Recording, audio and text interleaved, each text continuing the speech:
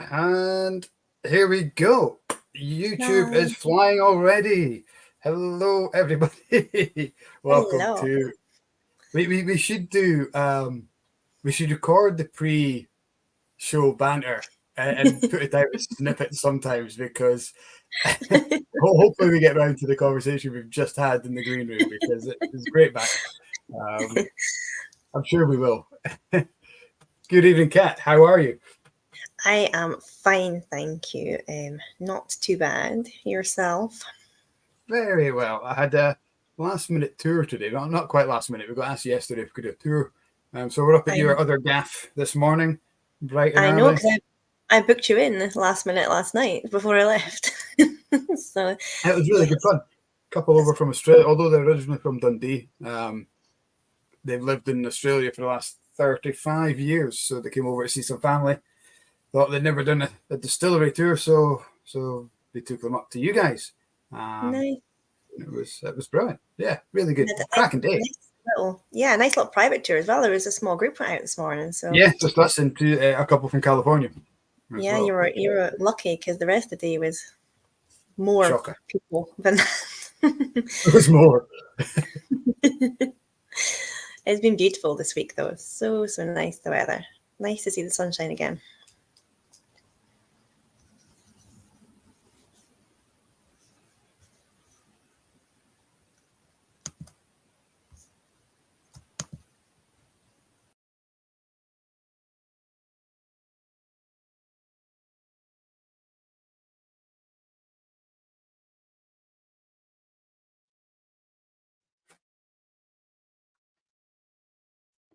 Okay, guys, I think we have lost Kat. I think you lost us both for a second there. Give us a second. Just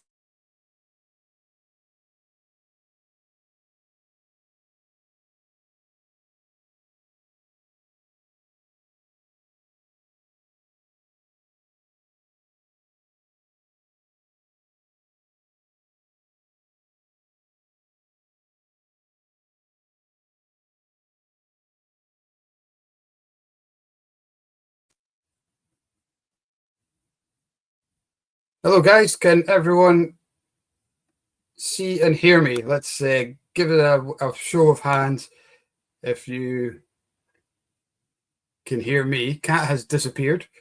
Let's roll with it, and we've done the formalities, and we'll get our guest on. Great to have Paul back for another show, and let's bring him on and let's see if he can hear us. Hello, how are you? Good evening.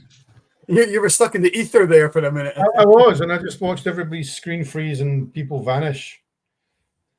So I unplugged my phone to plug in my laptop because I'm tight and I only use one charger.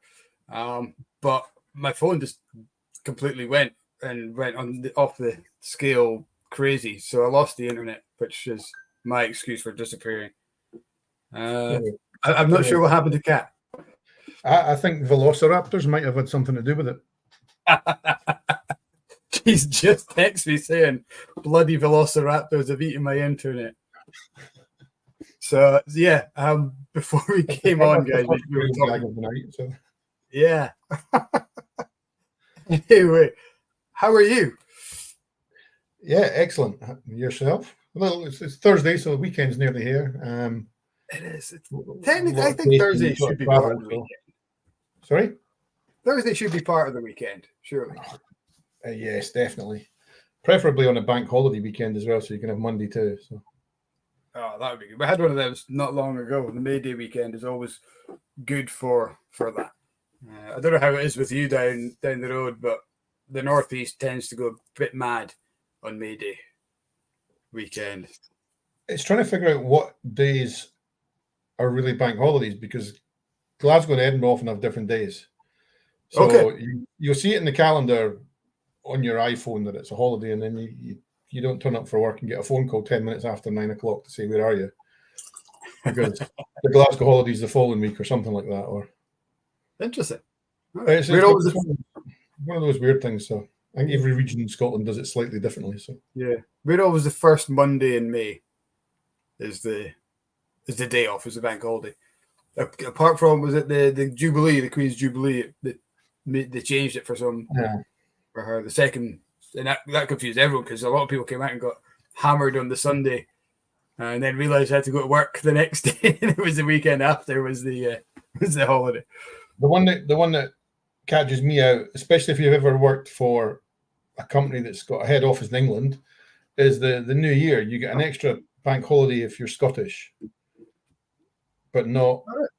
Yeah, so England kind of goes back to work on the 2nd of January, but Scotland people are given an extra day to recover.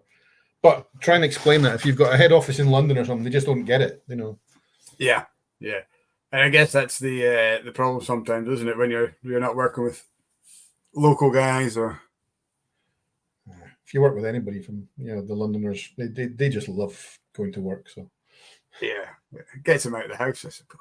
Well, they need to, So it's great to have you back. And on a different guys this time. Last time you were with your former employers. Yeah, that was a long time ago. I've been here for like 2 years now, but we did the tasting and we did the little barrel top in the shop a couple of weeks ago. Great fun. So. Yeah, which was great. Yeah.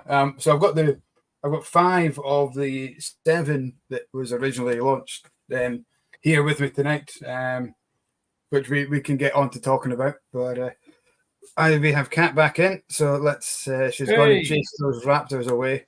Hello. Hello, stupid internet.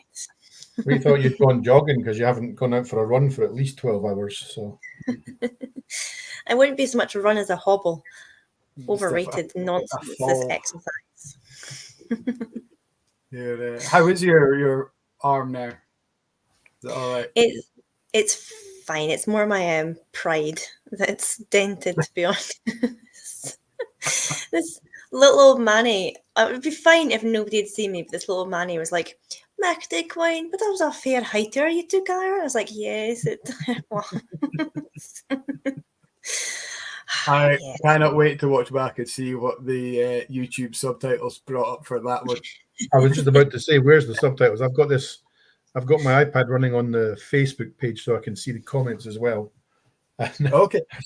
Just to see if it gives you. It does throw up subtitles, but I didn't catch that one. So inaudible chatter is what it comes up with sometimes. My favourite was when Russell used to be, previous to me, it was Russell, and every time they said "Hola Russell," it came up as "Hola Russell." That's fantastic. Well, that's kind of it ties in with the sherry talk if we're going to go Spanish. So. Absolutely, exactly. Yeah, I know. Good old subtitles. I couldn't think of the word there. It didn't land in my head, but it feels like it today. Oh, well. I was just going to say a quick hello to everyone who's watching. We've had a few comments already. We've got Ryan H, who has just tasted the Foghouse Gin for the first time. It's awesome, just awesome. Thank you, Ryan. Very pleased to hear you say that. How that was the first comment you spotted there, Mike. I'm going in reverse chronicle order. Okay, But it's this Foghouse Gin. Who's behind that one? I've never, Don't give him a chance. Some chancer. We'll have to get him on for a Blether one day. That would be cool. When we're scraping the barrel and our guests have all told us where to go, we'll get him. Dave Haggerson doesn't get public holidays anymore. They're just added to his holiday entitlement. I don't know if that's a good thing or a bad thing. I think being entitled to holidays is a great thing. Yeah. I suppose you don't have to take it when everyone else is off and all the shops are closed, so you can just take it whenever and have a proper day off, couldn't you? So I used to have a friend in the States, and they had a thing they called duvet days. You're allowed about 3 or 4 of those a year. It's like, can I have them in a week, please? Yeah. Preferably after like the Speyside Festival or something would be cool. I don't get public holidays either. It's what happens when you work in tourism. Because on public holidays, that's when everybody turns up for a day out. So it sucks. Also, Jeremy watching on Facebook, he's saying "Evening Billy," which I'm going to hazard a guess as that's a Billy Connolly joke in there, is there? What was that? Jeremy Watts is saying "Evening Billy." All right, okay. Unless he thinks he looks like Billy Walker, actually. Maybe. Or maybe he's talking to somebody else in the chat called Billy. Is there anybody called Billy watching? I didn't know that. I did not think that. Maybe it is. Maybe it is. Jeremy, let me know which Billy you're talking to. Probably get some Billy Connolly jokes going if I've got a couple of books up there. I've maybe got some in that. So. I love Billy Connolly. He's like a national treasure. He's got some. He is. I love the joke about the lions, but I can't remember. He starts shouting at the telly. That one. Yeah, I think that's it. The one. Yeah. Yeah, he's fantastic. Although he must be getting on in years now. He must be like late 70s, maybe. I don't know. Mid to late 70s. I think he's retired from touring now. He does. Yeah, he does. There's a gallery in Glasgow here that sells his paintings. So yeah. I've got one in the living room. So. That's cool. But like he signed it. He wasn't there when I was getting the thing. So. That's pretty cool. He gets it's really unusual like artwork he does, isn't it? It's quite like like kind of line kind of drawing, like funny little kind of and stuff. No, it's cool. It's one of those sort of I thought it was a nice thing. I got a blank wall in the living room and needed something unusual for it. So yeah. Awesome. I think it's cool how we thought, well, I thought Billy Connolly, then we thought Billy Walker, and it was Jeremy was saying good evening to Billy Walker who was watching. So Billy, if you're watching, hello. If you're still here, you haven't been offended by us going off on talking about Scotland's second favourite Billy, of course, instead of our favourite one, which is indeed Billy Walker. Welcome along. Thanks for joining us. Hopefully you enjoyed tonight's chat. If you haven't already switched off. Cheers, Billy.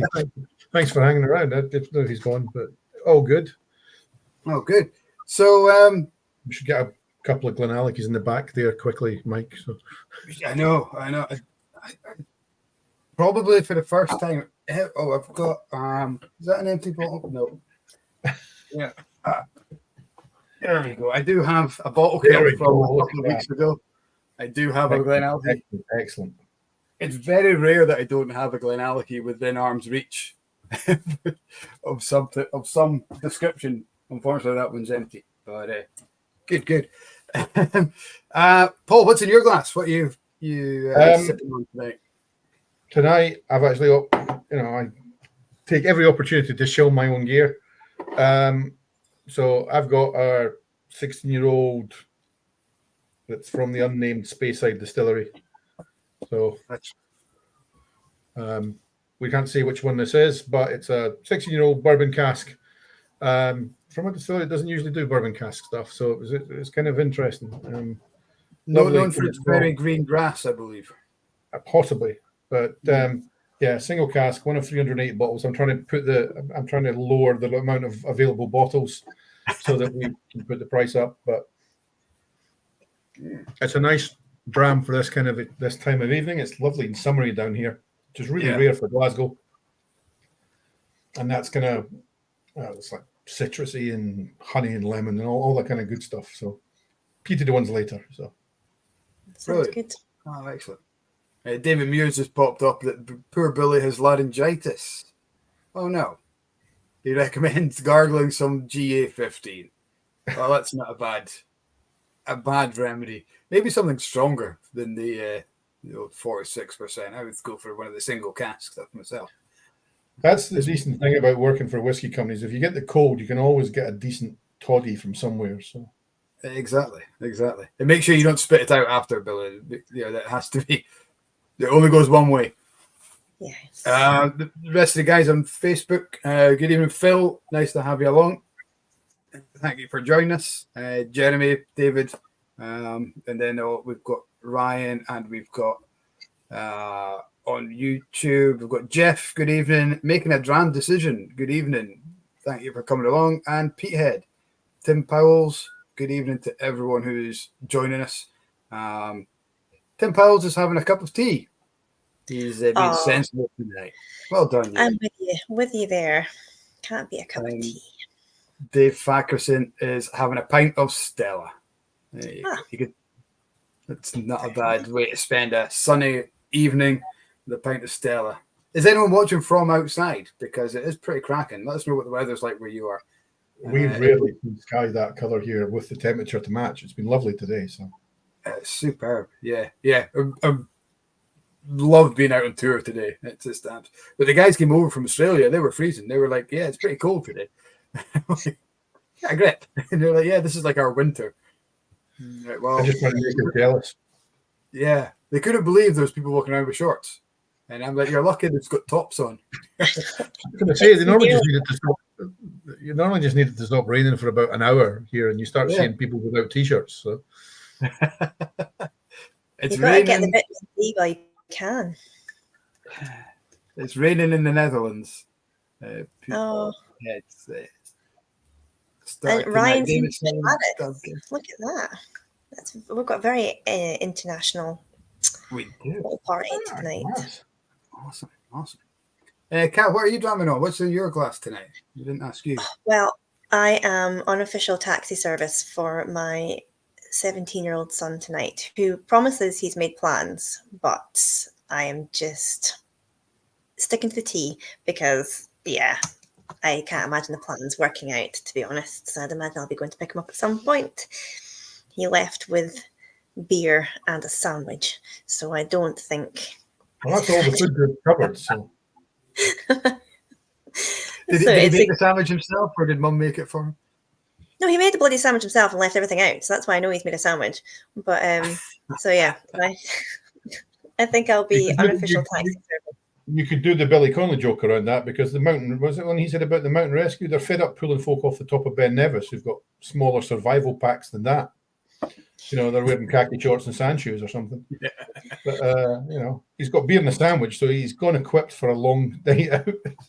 He's in for a long stay. I used to live in Perthshire, and we used to live at the bottom of like a route that people would do to cover a couple of Munros. And quite often we'd come back from Aberfeldy, was our closest town, so you come back up from like the shops, and the police would be in our driveway, and you got used to it because they would just use our driveway and they put the blue flashy lights on just to guide people down, and it was just absolute and utter twats who had gone off with like, you know, flip-flops and like a pair of shorts, like, oh, I'm gonna go climb up that mountain, and then like gets about 10 o'clock, and like, oh, I've got sore feet and I'm lost. So like the police would be sitting there like, you want a cup of tea? Like, yeah, we'll just wait for these idiots to come down.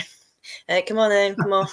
Yeah, my old distillery was Aviemore, just south of Aviemore. So you'd always stay in Aviemore if you were up visiting Speyside Distillery.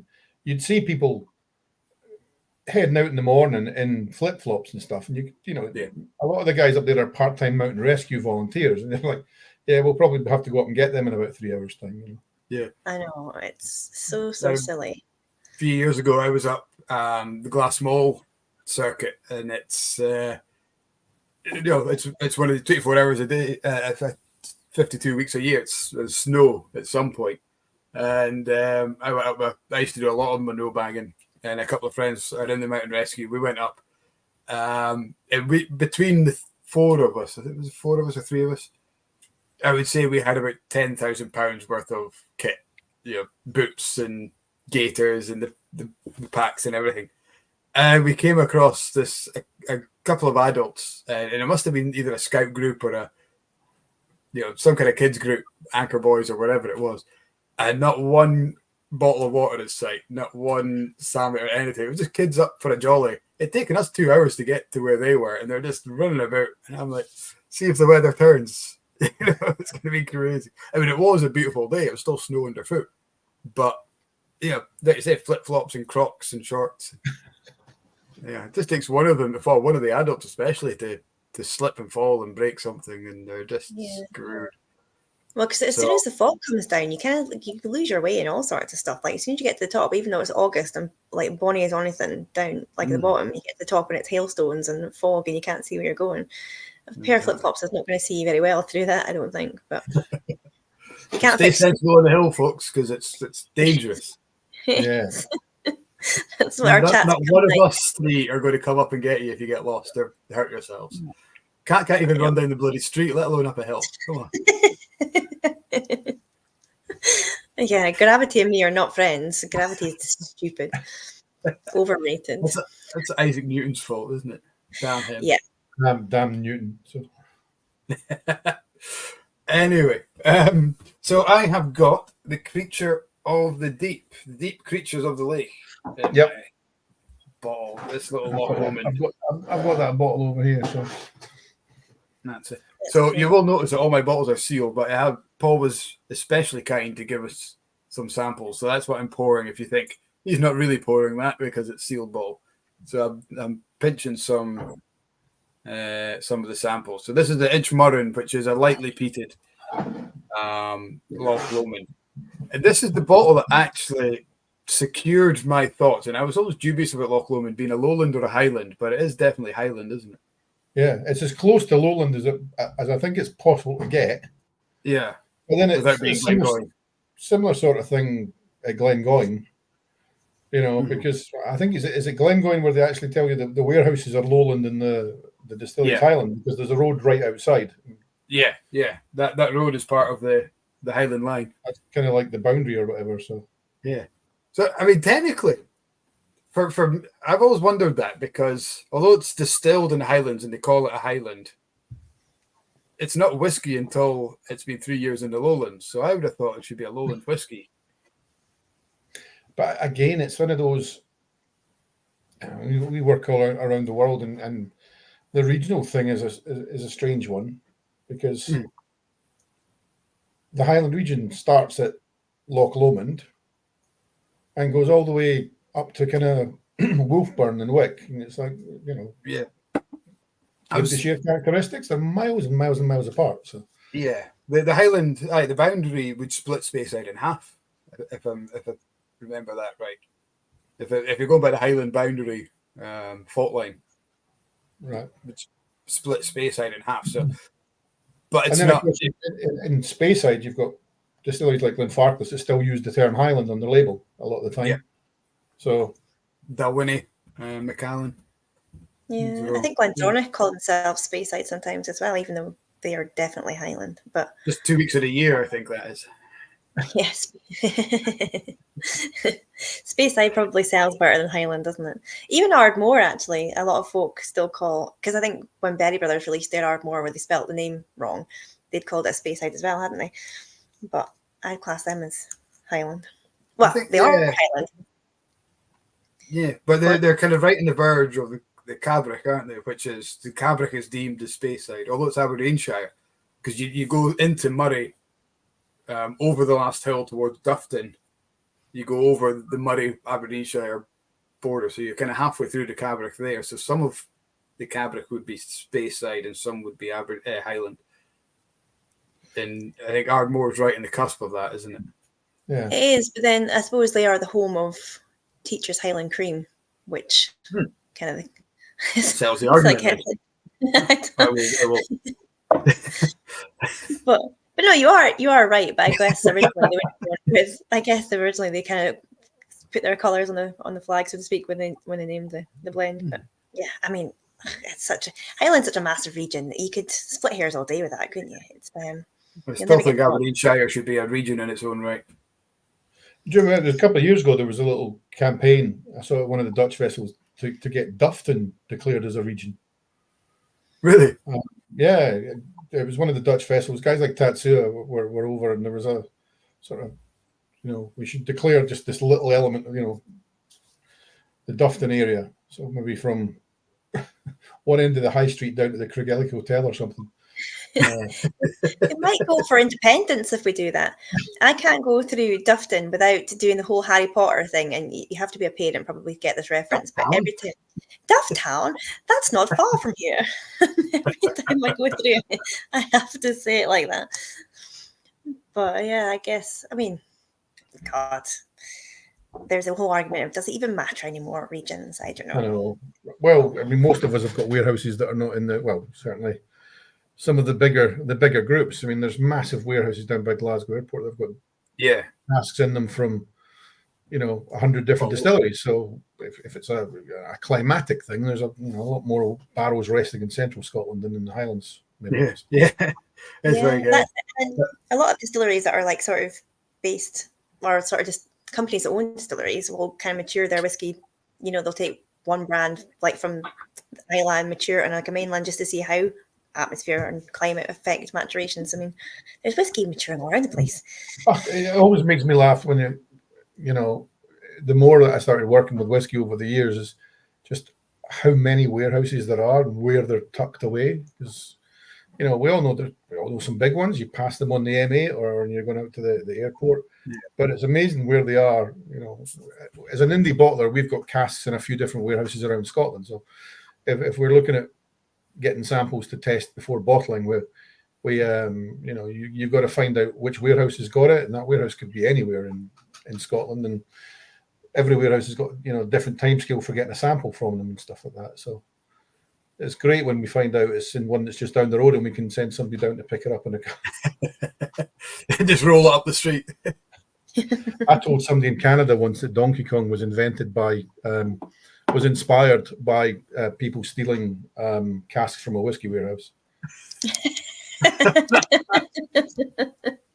That's fantastic. It was a whiskey show, and I had a picture of a warehouse, and there was a barbed wire fence in the photograph, and somebody in the crowd asked why we had the barbed wire fence around the warehouse. I said, well, you should know how quickly we can steal these things. So, in fact, Nintendo, this is what inspired their game, and I'm not sure if they even realized I was at the time. So I had a French group in, it was years ago when I first started, and they're all pensioners. And it was one of the production guys was inside the still when it was silent season, and they was like cleaning stuff. And the little French lady kind of looked in and she kind of gestured me over. I was like, kind of what's he doing? I was like, just like wine, with the grapes, like standing on the grapes. She said, yes, just, yeah. And then I wondered this day whether she still believes that whiskey's made by like production guys just standing on barley inside the stills. I'd love to think that's how she. So artistic. I think I got to steal that for a tasting sometime. You're more than welcome to.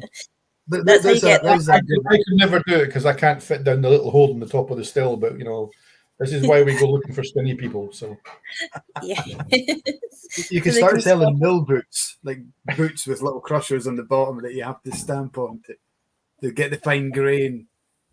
Well, that's it, because you would need quite a stamp because barley's not it's a hard little spikes on it. Yeah, or stilettos, maybe stilettos. If you have skinny production guys and stilettos inside the still crushing down the barley, that's how. Could save a fortune on the servicing contract for the mills, though. So yeah, could well be worth it. It would be totally worth it. Well, we'll put that in the list of possible ideas of revolutionising the whiskey industry. We should keep a spreadsheet of all the inspirational ideas that happen every week when we chat to people. We could be a consultancy agency off the back of this. Oh, excellent. The best ideas happen with whiskey. So, did your makeup artist just collapse there, Paul? It's summertime, so all the windows are kind of open. I'm in a first floor flat, which has got the glamorous view. I mean, it's got a balcony and everything, but it's got a glamorous view of the bin shed. And I think somebody just dumped a body in the bin outside. I don't know. Somebody's spouse has just been dispatched, I think. So that's a Billy Connolly joke too. When he buries the woman in the shed and leaves her bum out, so you can park a bike. My bike's sitting behind me there. You can see it parked against the wall. I've not done that yet. So. You haven't buried Andy in the bin. I won't check it later. So. Well, that's been if a whole lot. anyone's kicking around outside Paul's house, just check the bins. Do a welfare check. Yeah, God knows what they threw in there. It's usually in moments like this that a delivery guy making a drop to the wrong address will ring my doorbell or something. That happened on one of these last year. Somebody's pizza ended up at my door. Who's telling you took it? You just like, yeah, I'll have that. Well, here's the thing, right? With delivery, somebody's already paid for it, so it's sitting there. And then there's like a little Facebook thing. I didn't eat it, but there's a little Facebook community for residents in our block. And about an hour later, there was a message saying, anybody seen a delivery guy? Apparently, our delivery was made an hour ago. I'm like, but I was in the middle of a virtual tasting. I couldn't break that to go and find whoever it should have got a free pizza. So. Did you open it and then notice there was pineapple in it and thought, sack that? No, I should have checked. Would have been great to give them a pizza with just one slice missing or something, Just take off all the topping, keep the topping, and just leave it with the base. Oh dear God, it's got me thinking. So, next time. Completely. Paul, we're going to talk. Sorry to disappoint the guys at home, but we're going to talk a little bit about whiskey now. Yes. When you, so obviously you were with us in the last Blether, which was a few years ago now, with the Spey guys. Yeah. You're now with independent bottlers, Brave New Spirits. What are the main differences, or what were the challenges of thinking I need to learn so much more? The difference between a distillery and indie bottler.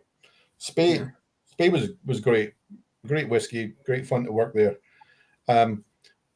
You learn everything about one single distillery. You know, you could do a distillery. We didn't do tours at Spey, but, you know, every one of us could have stepped in if there was people that just turned up wanting a quick look around and tell them everything. As an indie bottler, if you've got casks from 50, 60, 100 different distilleries, trying to remember a little bit about every single distillery. And then, you know, indie bottlers, you know, we don't try and replicate what distilleries do. So, you know, if a distillery is famous for sherry casks, we'll probably try and do something. You know, we don't want to put something out at the same strength in the same kind of cask as a distillery. There's no fun in that. So we might explain why we've got a bourbon cask from a distillery that might be more well known for sherry casks, or why we've got a peated whiskey from a distillery that's not known for peated whiskey. And we're always trying to look, and a lot of what indie bottlers do is small releases, single casks more often than not. So every couple of months you're looking for new stuff, which is great, but you're just constantly always trying to find. You know, we launched this about 3 or 4 weeks ago. We're already planning what we're looking. We're already trying to find the cask we're going to bottle for the release in the autumn and stuff like that. So we do actually work occasionally. You know, it's a tough job trying to convince people that we've got to sample 50 different casks to find 5 that we want to bottle. It's a horrible day in the office, honestly. Such a drag. But we do try and do it. So, and that's the thing, just the constant change. Trying to find things that you can put in a bottle that people will find interesting, that when they reach a shop will be at a price that people can afford. Because, you know, whiskey's not getting any cheaper. So there's a lot of different little hurdles that you'd never really had when I was working with a distillery. So do you find that people are more focused on, as an independent bottler, more focused on where the whiskey's coming from a distillery point of view, or they're more focused on the cask, or because it's from Brave New Spirits and what range? With our stuff, I mean, we've got lots. I mean, we're lucky because Brave New Spirits kind of formed by a couple of people that had been independent bottling for a few years as well. So there was a sort of merging of resources, and we've got our own warehouse, we've got our own bottling hall, so we can buy casks that we hope to keep for a few years, which will let us decide whether we're going to change the cask, whether we do a cask finish, whether we leave it in the original cask, whether we could buy new make and hold it for 10 or 12 or 14 years. But there's a choice. I mean, we've got a couple of us in the company are wine buffs, so we've got a lot of wine casks for playing around for cask finishing. I tried a tequila cask finished Ardmore yesterday that's been sitting in our warehouse, which was really cool. But then with this Whiskey Heroes, you'll notice that everything in that range is either bourbon or sherry cask, nothing different. So I don't know if anyone heard that, but my dogs are just barking there because when you said tequila finished Ardmore, cat just came out just the slightest. So high pitched, none of us could hear it, but dogs ever are going mental. Nice. I love an Ardmore. I do. Who doesn't love an Ardmore? We've done a few great Ardmores. We've got I think even in the range we've got an Ard Layer as well. So you know the unpeated one. But so we've got Whiskey Heroes so you're going sherry, bourbon, those big flavors that everyone's kind of known what whiskey's all about. Yeah, we wanted to do, you know, original plans don't stick around. You know, we start off with an idea, but being an indie bottler, things can change. Original plan was we would have with the Cast Noir bottles that had the kind of movie themed poster labels. There's sherry, there's bourbon, there's wine, there's rum cask finishes in there and everything like that. But this was a conscious effort to have sherry and bourbon casks separate. So the classic style of cask used, they don't have to be in a classic style of label. There was 8 in the initial outturn for the Whiskey Heroes. Couple of distilleries that folk will recognise, great indie bottler staples like Blether. Yeah. But that was going to be the next comment, was that you've almost cherry picked the most well known distilleries for indie bottlers. With the exception maybe of Ardmore. Yeah, we try and mix a few, because this outturn of Whiskey Heroes, there was a Milton Duff, there was a Linkwood, there was a Blair Athol. These are kind of classic indie bottler ones, quite often from big distilleries, but they're distilleries that maybe don't do a lot of distillery bottling. So again, we're not conflicting with anything you would get from the distillery. But then we've got an Annandale in this range. Yeah. We've never bottled an Annandale before. The secret Speyside one I'm drinking here is from a distillery we'd never bottled before either. So that's where we try and bring in the variety. And then of course, we try and do as much of the stuff in-house as possible, which is where the names and the labels all come. We don't have a design agency that does stuff for us. We sit around the table, and our logistics people and our warehouse folk and our marketing team will all just throw ideas around, and some of these ideas come out of that. So yeah, that's awesome. Because you've had some really cool collections over the years, like your Cast Noir and your Voodoo and the Masters one. And that all comes just from the in-house team that you've got, just kind of throwing ideas around. Yeah, there's like 5 or 6 people that are sort of regularly involved when it comes down to choosing which casks. And none of us are blenders. I'm the sales and marketing guy, but our logistics coordinator, Annie, she's from Hungary and has a wine background. One of the chaps in the warehouse has previously worked in a whiskey restaurant, and we get everybody involved, and it's cool because what happens is if you then see a great review coming in from like Whiskey Magazine or something, they can all look at that, and everybody's had an idea. Some of the what's on our label has come from those conversations. Yeah. Really cool. It can lead to some quite heated discussions. That often leads to heated discussions over what we put on the label and what we call something, or which casks we're choosing. But I think it's cool because everybody then, somebody in our office whose day job is coordinating where the trucks are going around Europe and what pallets are going on them, gets to sit down and help choose. Everybody in our place is into kind of whiskey. So that's awesome. That's such a nice way of working, because I guess it makes everybody feel like they're part of the full, the full. Yeah, and if you look at some of the labels, you'll know that we're not pros at that kind of thing, because there will be the odd typo sneaks onto a label. I think one of the Cast Noir, if you go back to the last release, there was a Kalila, and the tasting notes said something like salted caramel, vanilla pods, fresh honey, and salted caramel. Well, nobody twigged. Spell checker didn't pick up because the words were spelled correctly, but we didn't realize we'd said the same ingredient twice. So.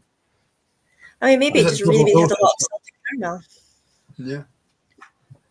But it's cool. It's, when I started, it was a novelty if you were walking past the wee tasting room we had to get called in to help out.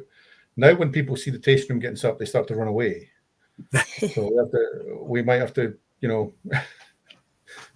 recruit or press gang some other folk to come in. So I'm sure there'll be plenty of volunteers watching tonight. Yeah, I'm free. I mean, we work, our office is in a warehouse, so we don't have the scenic distillery. We don't have we get messages on the website, but can we come for a visit? Can we come for a tour? And I'm like, it's a warehouse. It's a warehouse in an industrial estate in Springburn in Glasgow. It's not a scenic. Are you at Springburn? Can I come and see you if I come down to Springburn? Our head office is down there. It is actually, yeah. We're the other side of Springburn Road than what they called this week. They changed their name again, haven't they? Suntory Global or something. Oh, hang on. Suntory Global Spirits. I should know this, but yeah. Yeah. And one of my previous jobs many years ago, I worked for the UK distributor for Bowmore for when it was still Morrison Bowmore. Oh, So, no way. That's cool. So that was their office then. We're the other side of Springburn Road, about a mile from Glasgow city centre. So That's awesome. I need also talking about your team as well. I mean, need to do a big shout out to Justina. She's watching. You've got a fantastic. What's her role? Marketing manager. Like she is fantastic. Justina or Justina manages all the social media stuff. So if you send a message on Instagram or Facebook, it lands with her. It's a shame she can't come on. I don't know if she can, but she is originally from Lithuania and lived on Islay for about 13 or 14 years before moving to Glasgow. So she's got this brilliant West Highland Hebridean hint, but also great palate for peated whiskey because she lived around it for over a decade. So, and the best eye for photography. So I got to know Justina just through Instagram because I started following her, and we got just chatting because I sent her a message one day about just something silly that I used to tell my kids, and she was like, "Oh, I'm gonna use that and tell my daughter this." And we just got chatting, and then she works with David from Distilled Events, who we've had on the chat before. Comes up to Glengarry, so she helps out with his pictures and things. And honestly, she's the only person that's ever taken a good photograph of me as a tour guide, because usually I'm always talking with my hands, and people always get photographs of me doing that. But she always seems to get a nice picture. She's just such a talent. She just, I don't know, like, you know, when you follow a group of people around a distillery, they always take a picture of the same thing. Just you see them somewhere else and taking a picture of something else, and then you see it and you're like, oh my God, why have I never thought to take a picture of that before? She's just such a great talent. If you look on our Instagram or the Brave New Spirits Instagram page, you'll see some incredible photographs of like our bottles on barrel ends and things. You would never believe that those were on like Mankey industrial estates in north of Glasgow. They look like they've been taken in some kind of dusty warehouse and whatnot. She's very clever. We'll have some Campbeltown photos coming soon, I'm sure. So awesome. But, I was looking at all your pictures from your recent trip, your team. So do you organize like a team trip every year? Or was this like sort of work really thing you went out to South Korea? Is that right? We were in South Korea. We got back last Thursday. There's a big bar expo there. So a couple of us were working there. And a few folk from the office came along as well. You know, they'll do 1 or 2 days at the expo with us. But we always, when we go that far, it's like we try and stay a couple of extra days. It'd be crazy to go, 12-hour flight just to spend 3 days in an exhibition centre and then come home again. I don't think any of us had ever been to Korea, so we all tried to stay a few extra days and get some photographs done. So it looked absolutely amazing. Stunning place. So yeah. Just like so vibrant. Everything just looked like it's almost too much to take in. Like every picture just had so much happening in it. It looked absolutely fantastic. And their love for kind of whiskey. The expo, it's weird because I don't know if you've had him on here before, but Jamie from Glenturret was also at the same expo. So on the stage in front of 100 people that all want to know about Glenturret. And I haven't yet, but I got an email from him on Monday, so he's on my list now. And I think it was his first trip as well, and he was going on from there to Japan, so he's had a brilliant couple of weeks, I think. Wow. Yeah. So we did it. We were in Korea. We stayed for about 6 or 7 days and then came back, and there was about 6 of us went out. So, I mean, that's all well and good, Paul, but look at the weather they're missing. Look at the weather we've got here. They've got some great subterranean whiskey bars in Seoul as well. So it's well worth a visit. Kind of eye openers on every street corner. So I bet. Yeah, it looked absolutely awesome. You must have been to a lot of fantastic countries over your career, though. When I was in the early days, I used to work for a wine company that was based in California. So you would go out and they would do that where you flew out, you went to their office, and then they flew you home again.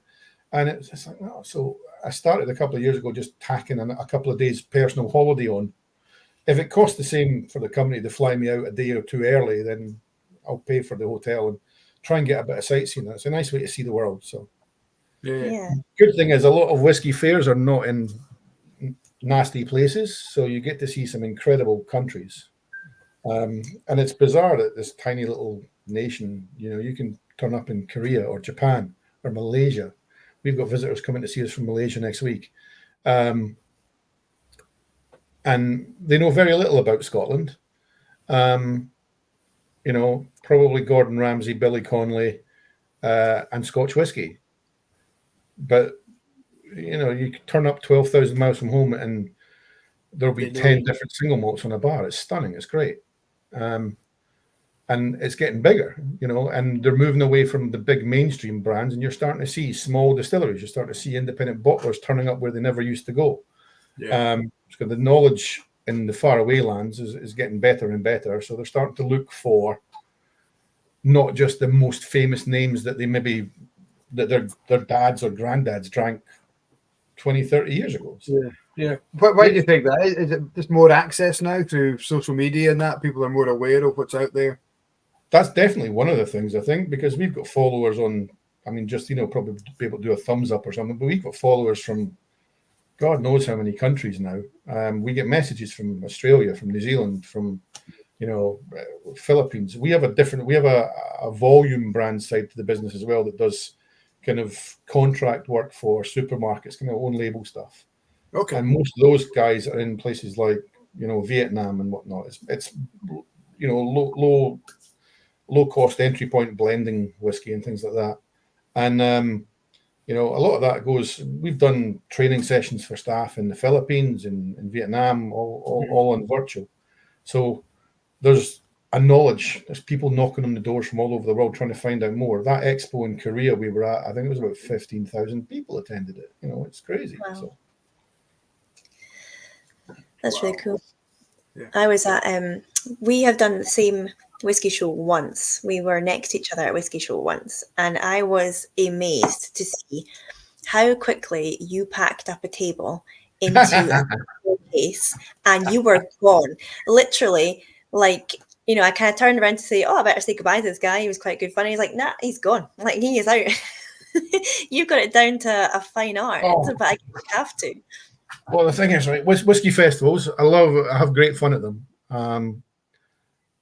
They're different in every country you go to. But what's always important, I think, is you never be the last stand that's got bottles open when they call time.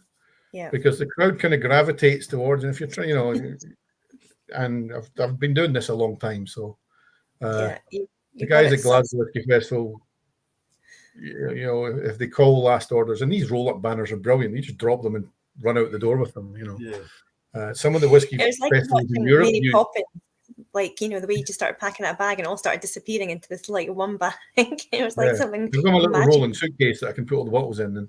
And but some of the whiskey festivals around the world, they don't use the roller banners. You have these big sort of stages or stands built in glass cabinets, and you've got to, because you're international, you've then got to put everything back on the pallet and wrap the pallet and then put the labels on it, and so that they can ship it back to Scotland. So it can take you hours to pack up. So the UK ones are great because you can be gone pretty soon. Also means you can turn up late. I always turn up early because I want to get up and get the stand ready and then go for a cup of coffee. But you see people at these whiskey festivals, the queues outside, and they're still running in and putting their stands up and whatnot. So yeah, that would be me. That would definitely be me. The guys watching at home, they're sitting there 7 o'clock. They, it's 1 minute past. There we go. We're live. Yeah. That would be me running into the festival. Shit. Oh, and I've forgotten the glasses, or I've forgotten something. Yeah. No, that's why I like doing virtual tastings, because you can't forget anything. Everything's down to the guys at home to make sure they're sorted. As long as I can turn up and turn on, I'm good. No, those wee pop-up roller banners are fantastic, and they fit in the boot of your car. You can stick them in the post and send them to shops and stuff. And what a great invention! They are awesome, actually. But I'm never tall enough. We did like a mechanical set trying to build like an oil rig thing to hang a flag on. It didn't look as good as those little roller banners, So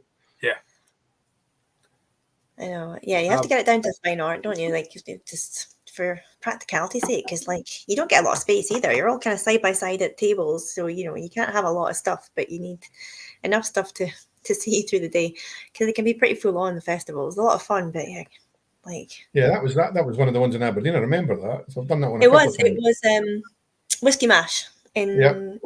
You guys were next to me the first year, and then I did it last year again, and I had Emma from Glenmurray next to us at that one. So nice. We didn't make it last year. We were a bit short staffed, so we didn't get over. But it was so hot in there, and like the first session was fine, but second session, obviously, I've been to the pub first, and then when they all arrived, I thought, Jesus, they're all absolutely smashed. They're just like, whiskey, get my whiskey. I'm like, all right.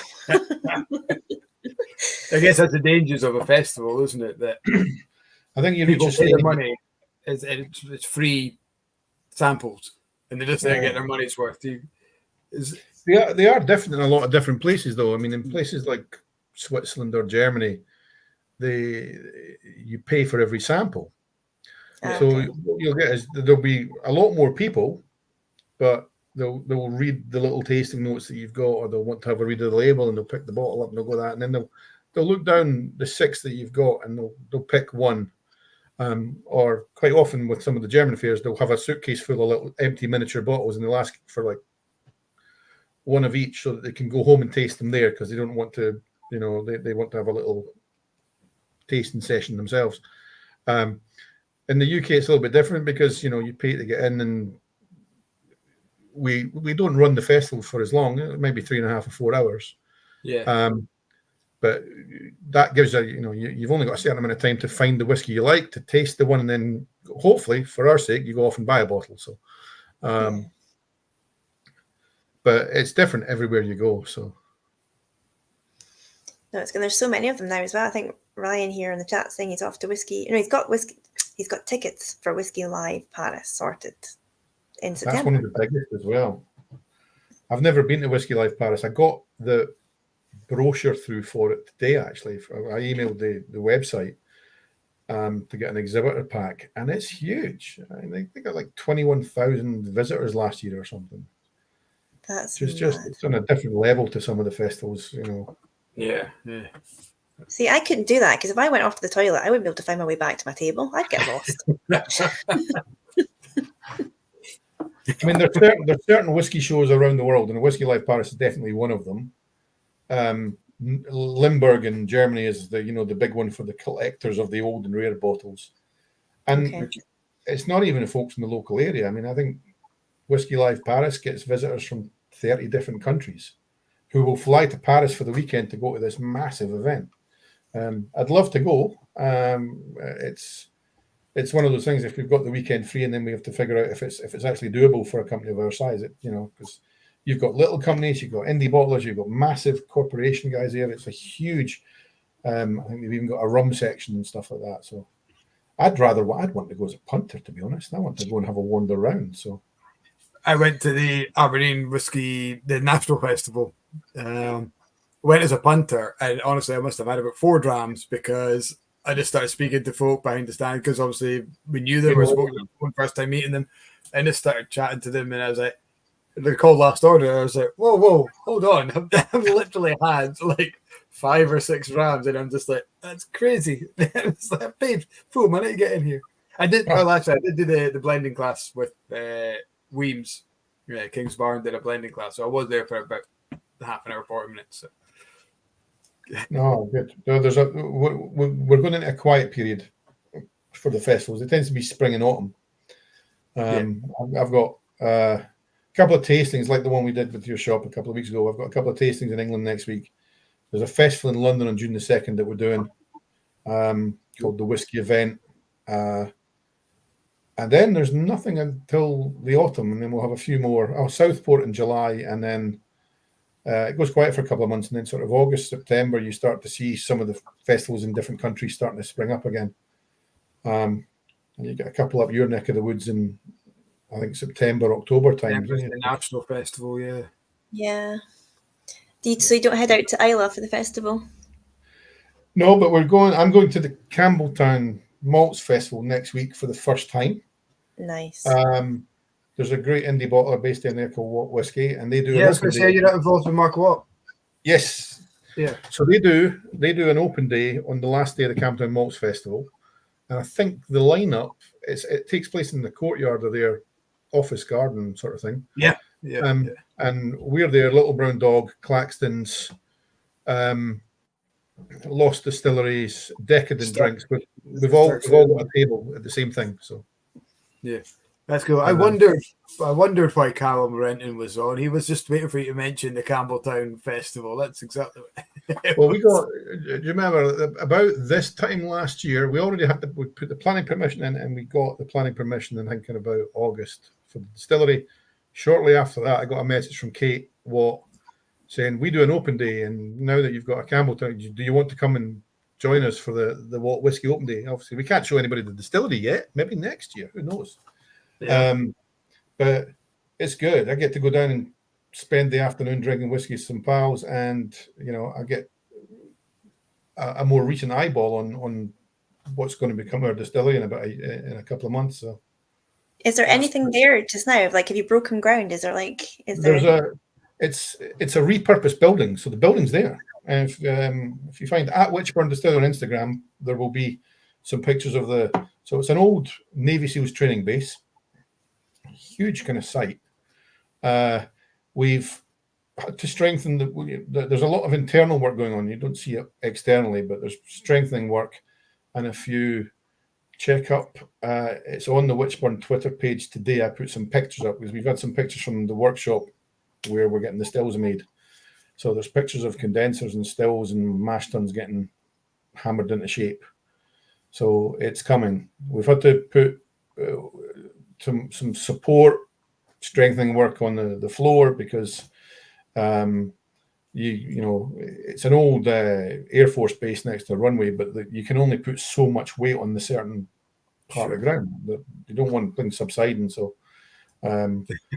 the architecture team are superb there, and I think it's like it's going to be like an internal skeleton. You'll never see it. It's a shame. It's like a sort of internal skeleton that's going to spread the weight across the footprint of the building. So that sounds really cool.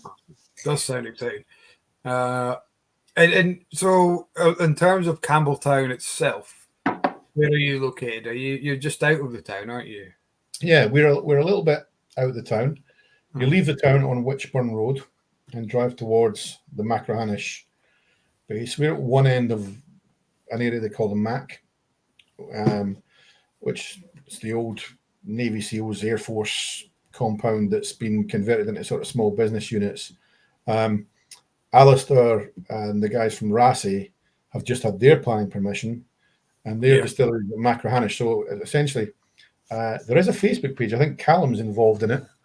That's called the Friends of Witchburn Distillery, and one of the photos is like an aerial shot of the area, and you can see Witchburn at one end of the runway, and you can see the site that the Rassay guys are using for Machrihanish, and now they've got their planning permission, so they'll hopefully be getting ready to break ground soon as well. So that's really cool. And North Star are doing stuff closer to the middle of the town, so that's 3 distilleries have all got planning permission. So it's 3 different distillery projects in one town, which is amazing. So that's cool. And so, because that was the debate, wasn't it? If it's not in Campbeltown, is it within the region parameters, or are you just kind of expanding the parameters? Well, that goes back to that Highland boundary thing again, doesn't it? Yeah. Is Loch Lomond the same as Wolfburn? A couple of 100 miles apart, technically the same region. There was some debate that I saw, and I think because it's the Kintyre Peninsula, they count for the region. So we're not that far out of Campbeltown, Yeah, because there was word the Benenturich guys as well, if they get into whiskey, but I think they're maybe too far up. But if the guys that are doing the Kintyre gin, is it? Yeah.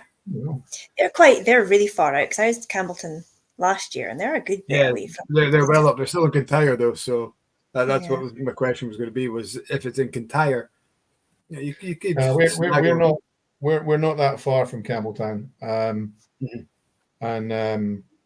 when that question first came up, is it a Campbeltown distillery? The debate online was brilliant, and most of the people I know from the area, guys like Mark Watt, were quick to say, no, this is the Campbeltown region. This is a Campbeltown distillery. So, sure, Excellent. That's good. It's good. I'm glad you got that because Campbeltown, currently 3 distilleries, and that's a minimum for a region. But it'd be good to, and hopefully, people look, and if you're not massively, people come and visit Scotland and they say Speyside, let's go to Speyside because there's like 100 distilleries. It's worth going to.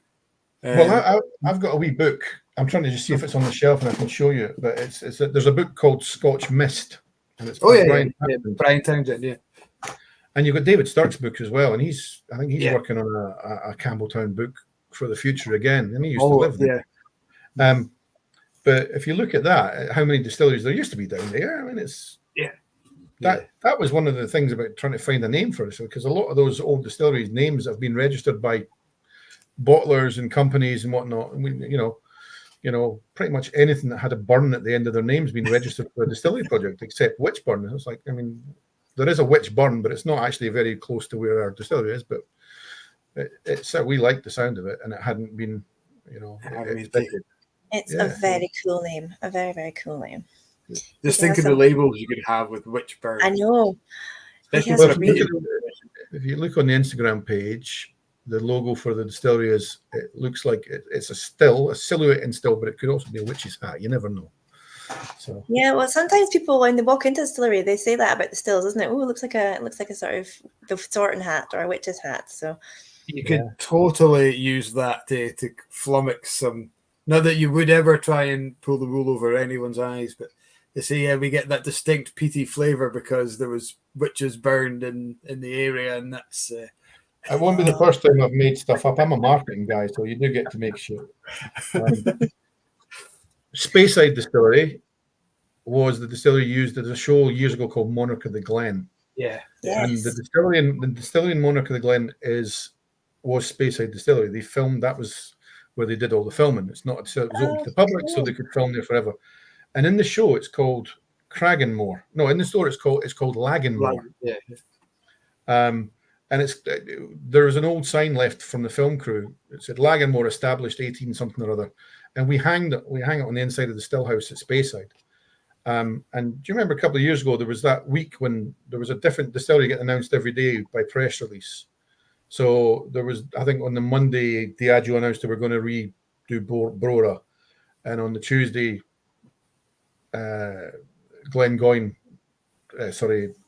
Ian McLeod announced Rosebank was going to get refurbed, and then Port Ellen. So on the Thursday, I put a picture of this Cragganmore, the Lagganmore sign up and said, I'm going to crowdfund to resurrect this ancient distillery. And I put on a couple of forums, and I genuinely got messages from people that thought they'd visited every distillery asking where it was. They couldn't find it in the books or anything. And I was like, it broke my heart to tell them it was a fictional name used on a TV show years ago.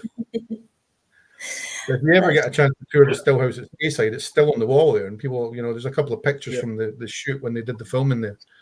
But it's so telling people that the peated smell comes from witches burning, that could be good. I might actually have to use that. So I mean, that's quite dark. Our water's infused with the embers of dead women. I mean, that's flesh. Well, witches can be anything, It's witches were originally the wise people of the village. So that's true. Actually, it was generally a lot of them were women, because a lot of the early distillers were women, and then when men decided that they had too much power, they started accusing them of witchcraft. They're like, "Now we're going to burn that one."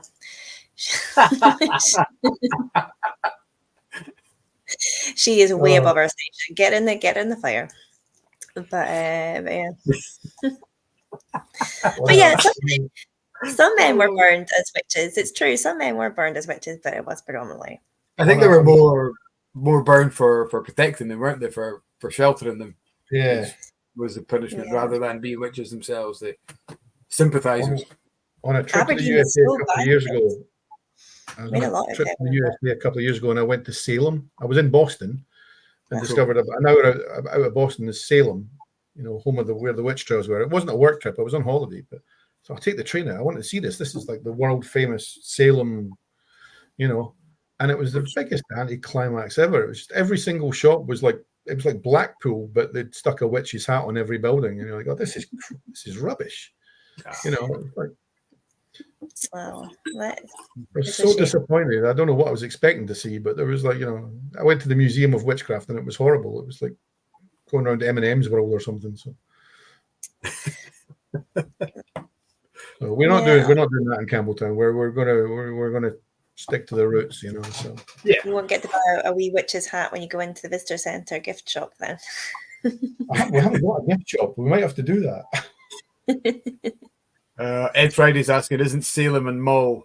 I think it'd be a pretty quick witch trial if it was the same one in Mull. There'd be like 2 people there. It would quite be the same.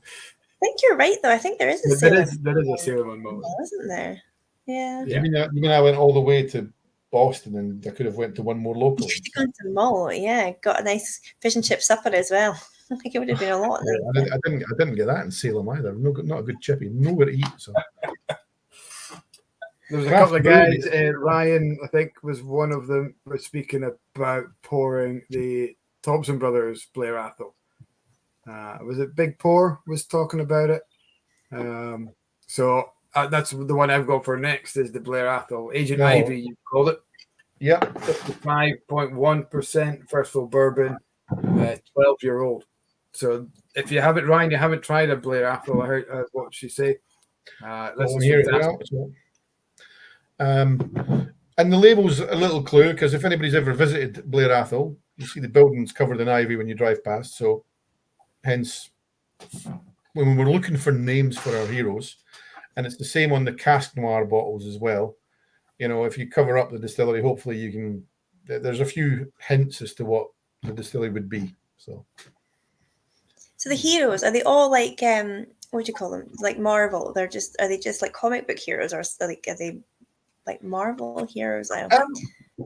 We can't say there'd be less flashback telling you what the 16-year-old is than claiming they're Marvel. If you talk, in terms of core, we got to.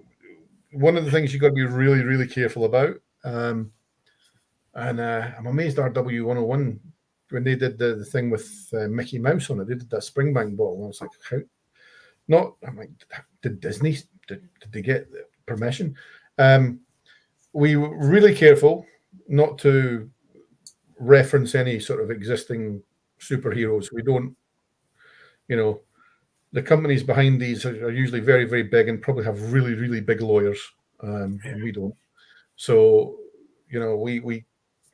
it's why we get everybody in the office to come in and throw ideas around and come up with some new stuff.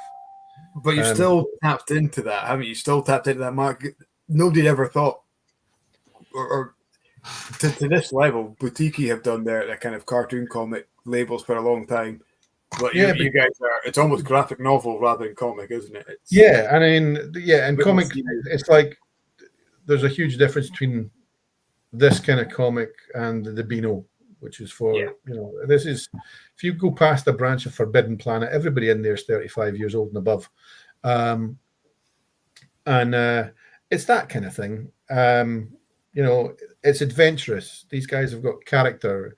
We were joking that, sherry casks must have been like the superheroes of the whiskey industry, and it's sort of conversations like that lead to brand names. So that's where Agent Ivy comes in. If you've got the Kalila sitting there,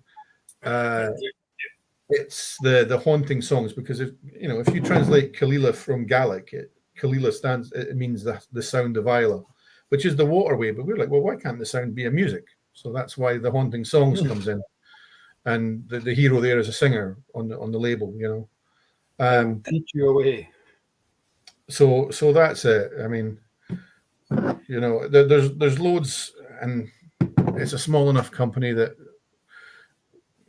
an email will go around or a WhatsApp with all these different ideas, and some of them will come back, and gradually certain ones start to rise to the top, and that's why Agent Ivy became Blair Athol. Because we wanted to say, what do we know about Blair Athol? Well, every time you drive past it, it looks like it's just emerging from a hedge, Yeah. So that's where that came from. I've got the Annandale one there. That's the Annandale, which is Defender of the Crown. And if you do the history books. Annan Yeah. was, the royal borough, all this kind of stuff. There was a whole sort of thing like that, and we didn't, again, it's only an 8-year-old whiskey, but it was stunning and great fun to play with. So that could be so much fun though, coming up with a hero for every distillery. I wonder what Glengarry's one would be. I'm gonna have to think about it. It has to be something cat related. Well, that's the thing. Glengarry's not one that you see a lot of indie bottlers with, so it's really, It would really, have to really be Robert the Bruce, wouldn't it? I suppose so. Yeah, I guess so. Yeah, but what would you do? Like, what sort of heat? Like, what would you call it? You could call it, or it could be Alexander the Great. Look from the founder. Yeah, I guess. Yeah. I mean, maybe. you could do that, or you would look at perhaps the local area and try and find something, because we named the Blair Athol after the Ivy branch, whereas the Annandale took the royal warriors that were in the region. So some of our links are more tenuous than others. Yeah, you could be Mr. Greenhouse or Mr. Tomato. Could be your. Well, that's what Batiki did with it, didn't they? They had the greenhouses on the front of their we did a bottling for Glenmurray, and Glenmurray's an amazing distillery. It's so underrated, and most of what people see goes to supermarkets. The stuff they sell at the distillery shops, outstanding. The hand fill, the single cask, but great for indie bottlers, because we can, we put this single cask Glenmurray out, and we're like, okay, we need a name. We were looking through the history books, we couldn't find a single thing. And in the end, it's like, well, the distillery is owned by a French company. Let's just give it a French name. So we just made a French sentence up and stuck it on the label. And it was like, because it was Friday at 4:00. Do you know what you need next time? Because you're Glenmurray's new distillery manager is Dr. Corneli Meduli. We used to call him Dr. K. So next time, sounds like a hero. He used to be our manager. What's that? Sorry. That sounds like a super villain or something. Yeah. Whereas we called the Trigella more like a villain than I know, because Russell got his name. Hi, Russell, you just popped on, but Russell got his name wrong, called him Kanye, didn't he? So for a while, we just started calling Corneli Kanye, because whenever he took a photograph, he's got quite big guns. So whenever he was in a photograph, he'd stand with his arms crossed, totally flexing, and he just looked like sort of part of Kanye West's sort of entourage. But then we quickly shortened that to Dr. K. But it does, Dr. K does sound, and I think you'd be, because Corneli's got 3 degrees. He's an absolute genius, a fantastic man. But he'd be like a mad scientist for your superhero. Evil genius. And Ian at Glenmurray, usually during Spirit of Speyside, at least once appears in a stormtrooper outfit. He does. I see that was brought back this year by popular demand. I mean, we could do something there, but I really don't want a lawsuit from George Lucas. So you've got to keep the Star Wars stuff off the labels as well. Yeah, you'd have to maybe change it a little bit slightly. But I always know when I saw the Spirit of Speyside Festival, photos starting to appear on everybody's Facebook last week, and there's a stormtrooper. That means Ian's turned up. So I mean, I love that he's got a stormtrooper outfit in his wardrobe. That's awesome. Amazing. We were absolutely gutted when you launched this in the shop, because it was, I think, the week after Aberdeen's biggest Comic-Con. I think if we'd done it, timed it the week before and got you in, we could have totally milked that and had even taken a few bottles in, and it'd be great.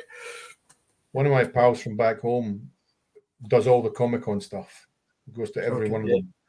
And he's dressed as a Jedi and all this kind of stuff. And it's like, I think he's got his eye on some of these. He's expecting me to turn up at New Year at his house with the new bottles and stuff. So, what would your superhero outfit be then, if you were required to dress up for this? What would your superhero outfit be?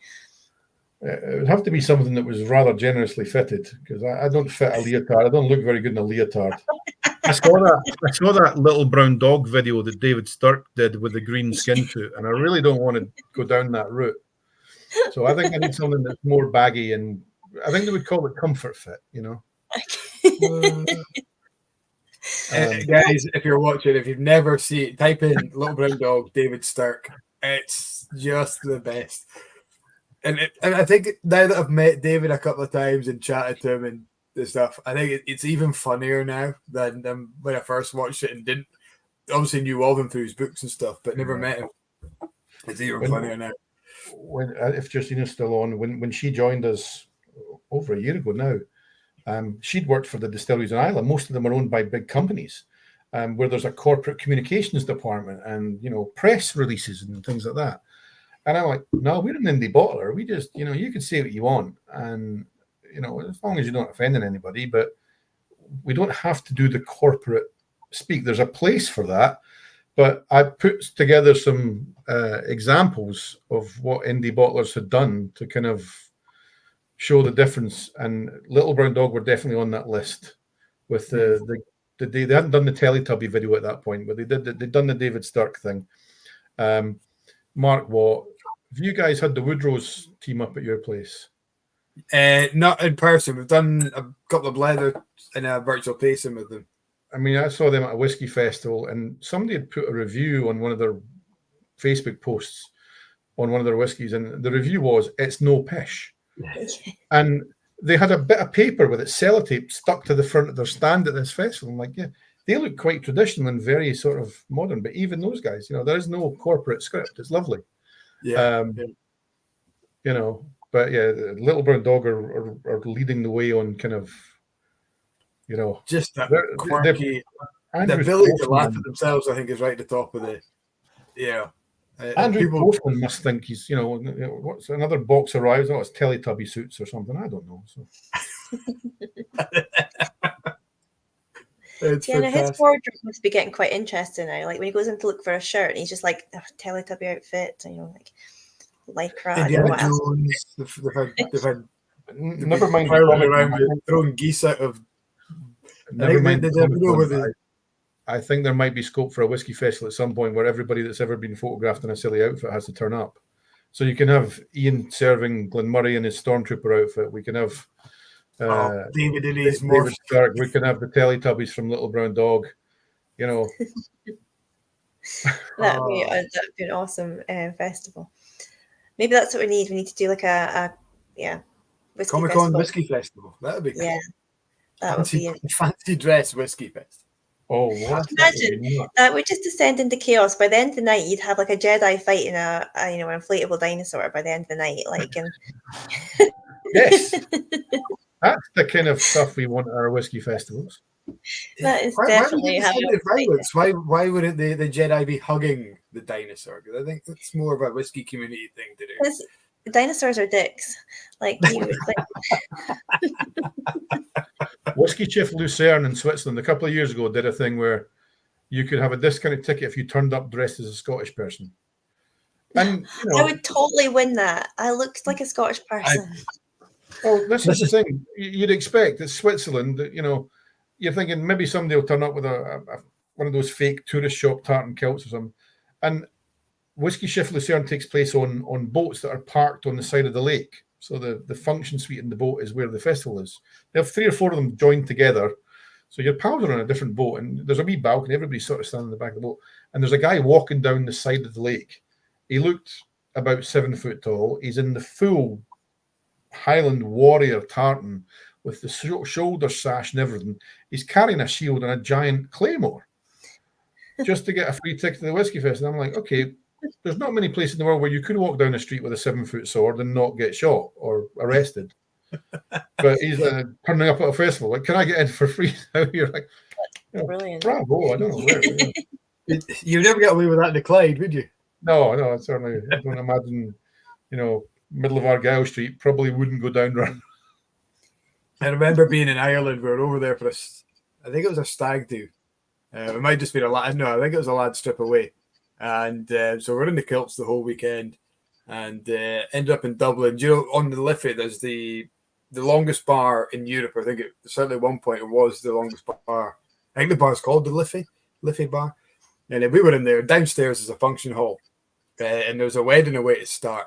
So we try to get in there instantly, and the doorman says, "Oh no, it's a private function." Oh, that's fair enough. Just continue drinking at the bar. And it's the most bizarre evening, because one of the guys, our friend Ivan, started speaking to the father of the bride. And just at the bar, he's, oh, hey, dude. He goes, oh, I'm so glad you made it. And must have been a good trip. I was, oh, yeah. It took a while, but just kind of straight into this. He was in the army, so he's kind of used to this kind of pack. And he's, oh, yeah, come down. We're all downstairs. So we all got invited down. And it transpired that the father had paid for a group of, he had a trucking company, I think. And he paid for a group of these Scottish truckers from Stranraer to come over and to the wedding. So he just assumed because we were in a kilt that we were them. So he invited us down. So we had a great time. We were up dancing. But the most bizarre twist of the evening, about midnight, they all buggered off. They all left. The wedding closed and stopped and everything.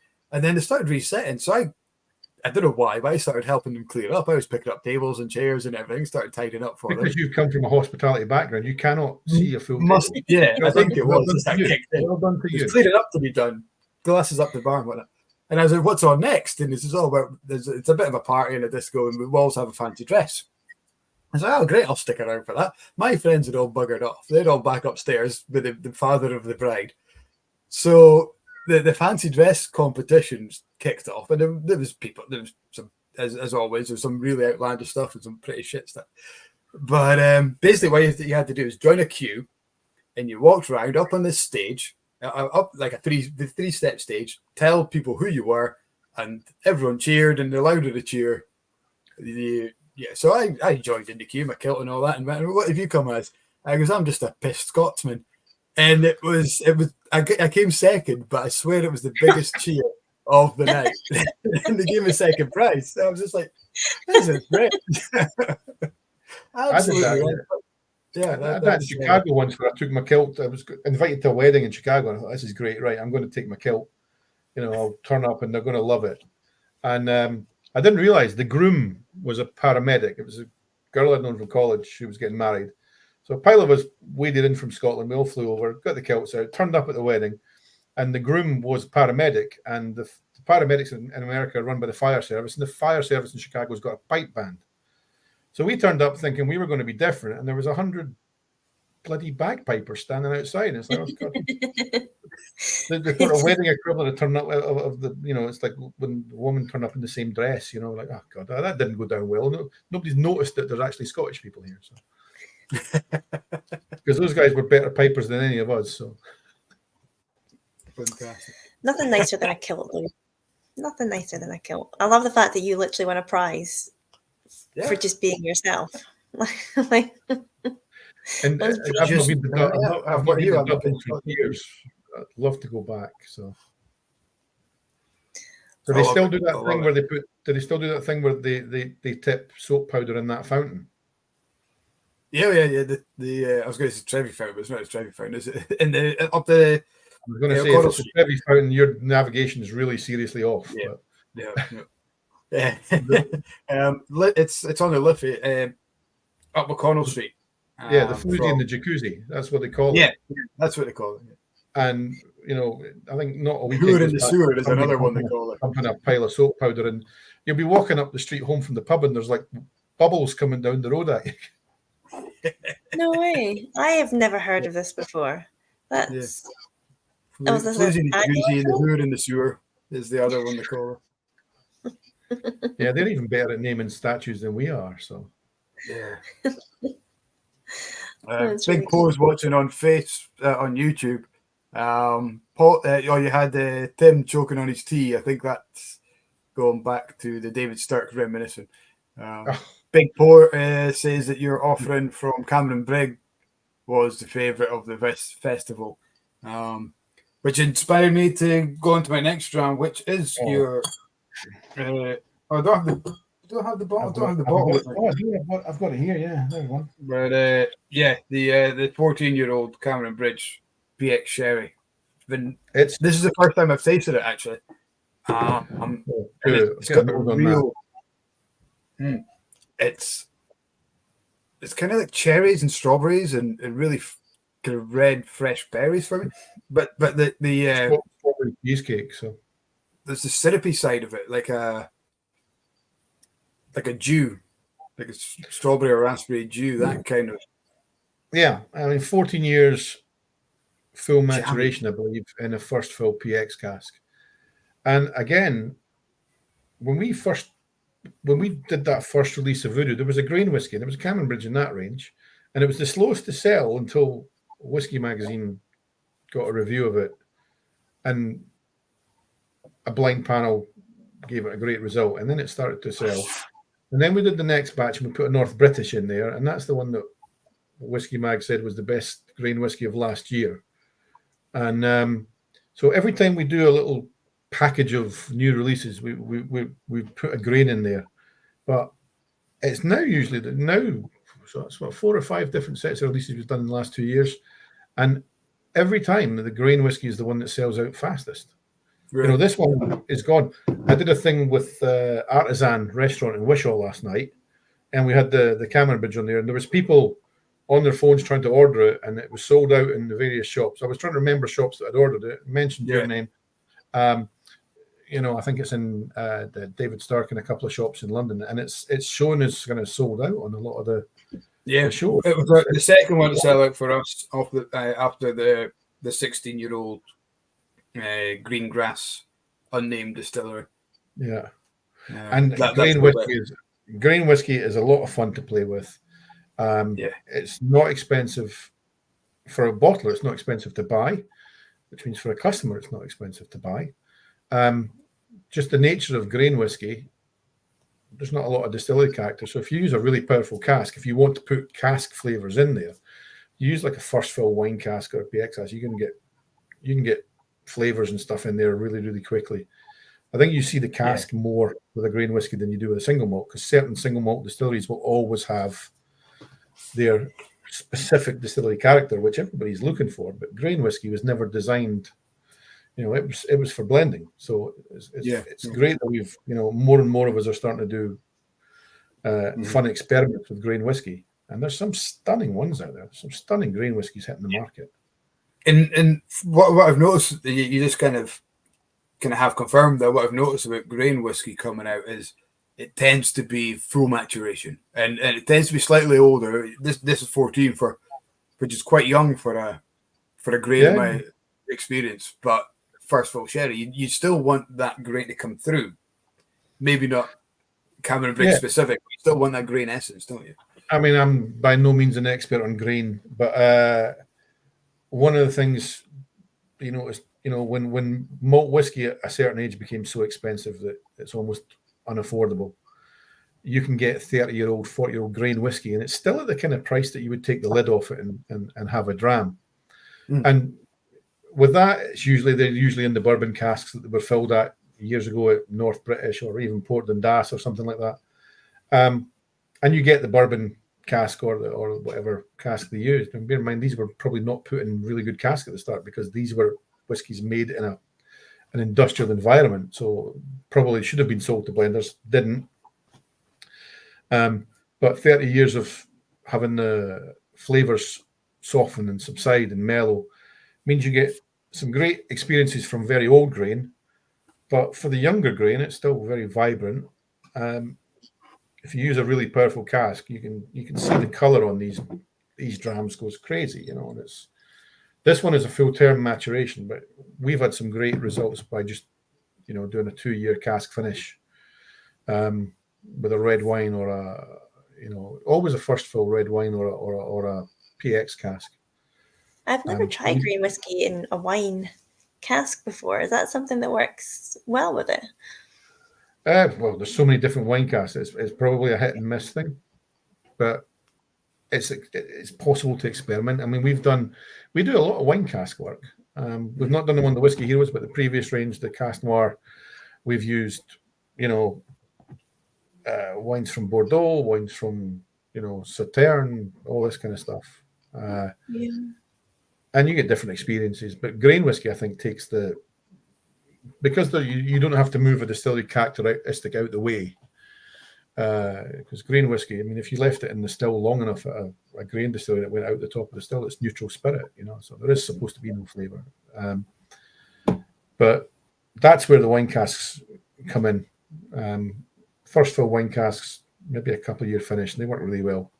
But they work well with certain distilleries as well. So Yeah. And their knowledge is getting better on this kind of stuff. There's some great wine cask single malts out there. Spade had a couple of absolute belters when I was there, using things like Tawny Port and whatnot. So there's a lot of fun wine finishes and things out there. But we're speaking to the guys from Glass Shoe. I can't say that without over accentuating the empire. That's exactly how it's meant to be said. Glass Shoe. Yeah. Yep. They were saying that sometimes the wine, and I noticed this as well, just with speaking to folk, that sometimes a wine finish is one that seems to divide opinion. For everyone that loves it, there'll be the ones that kind of, I don't know, like poo-poo it even before they've tried it. And I always wonder what the difference is, whether people just don't like wine and assume they're not going to like a wine finish, or whether it's just, Yeah, no, it does. I mean, the thing is, whiskey industry is different now. We've got more knowledge of distilling. People are not going off and doing degrees in distilling now that they never did 50 years ago. So we've got a knowledge of casks. A lot of distilleries have got great relationships with cooperages, wineries, vineyards around the world that they never had that long ago. And you had guys like Dr. Jim Swan, who was doing the stuff with Penderyn and Cavallan and Lindors, who, especially the new distilleries, they're having to release their whiskies very young. They're releasing the whiskies at 4, 5, 6 years old rather than sitting on them for 10 or 12.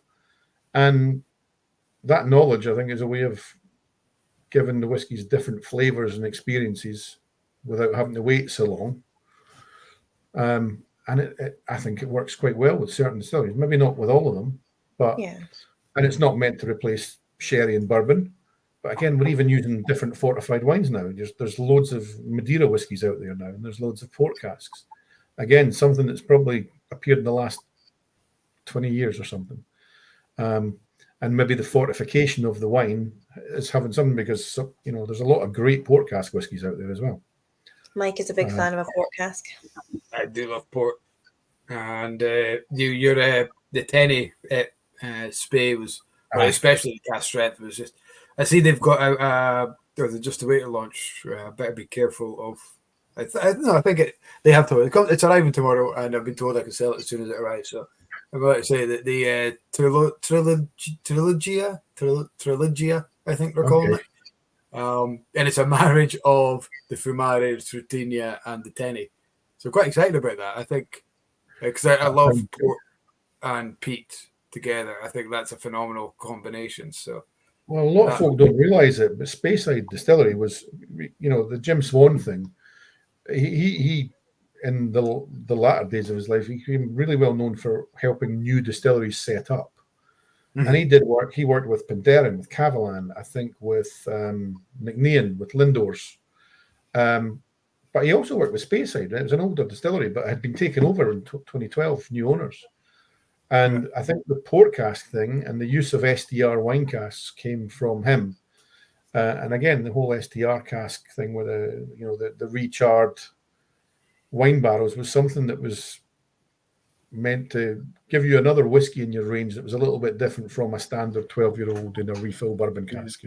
I think it was designed for new make spirit, for getting flavor into young spirit quite quickly without being too cask heavy, wasn't it? Yeah, because the Spey Tenny was, Speyside Distillery had gone through various ownership changes since it started. I mean, it opened in 1996 or something, 1990, which was when most distilleries there was so many distilleries had closed at that point. The whiskey industry was not in a good place.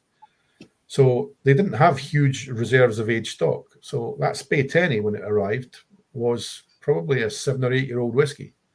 Mm-hmm. But I remember that first batch. It had amazing colour, huge nose on it. And it was, an 8-year-old that was scoring, put in a blind tasting. It was throwing experts out everywhere. It was great. So, yeah. We've got Spey Distillery coming on, Andrew from Spey Distillery coming on in July soon. Well, not that soon, but July. Cool. Yes. Yeah, I saw him, I think it was at Limburg, Nuremberg a couple of months ago, February in Germany. We were both at the same. We've got the same importer in Holland as Spey, so we usually have to work together at the Dutch festivals. But he was around the corner from us at Nuremberg, so traveling circus of Scottish whiskey guys. You probably have them all on here at one point. So That's We'll try. if you We'll try.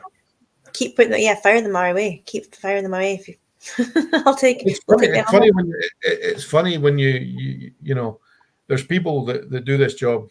You know, guys and girls that do this job, and they live about 3 miles from here, and I've never met them in Glasgow. You know, you bump into them in airports and, you know, whiskey fairs in Germany or like Jamie from Glenturret, further afield, you know, Korea. So You're probably never at home at the same time. That's why.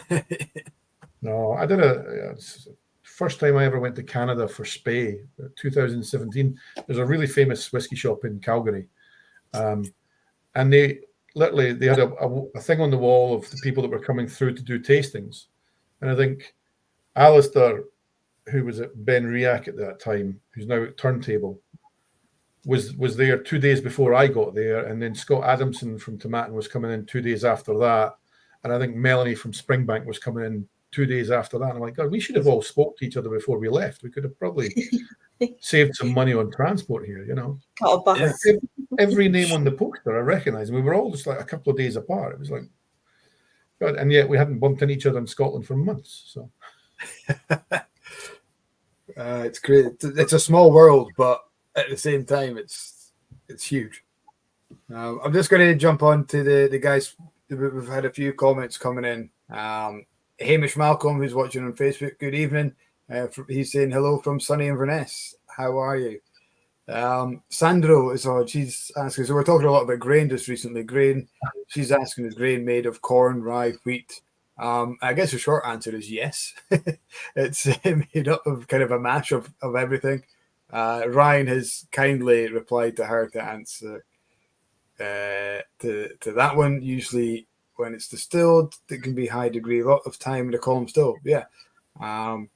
We've got Russell, our old friend Russell. I don't mean that as in your old Russell. I mean, you've been a friend for a long time.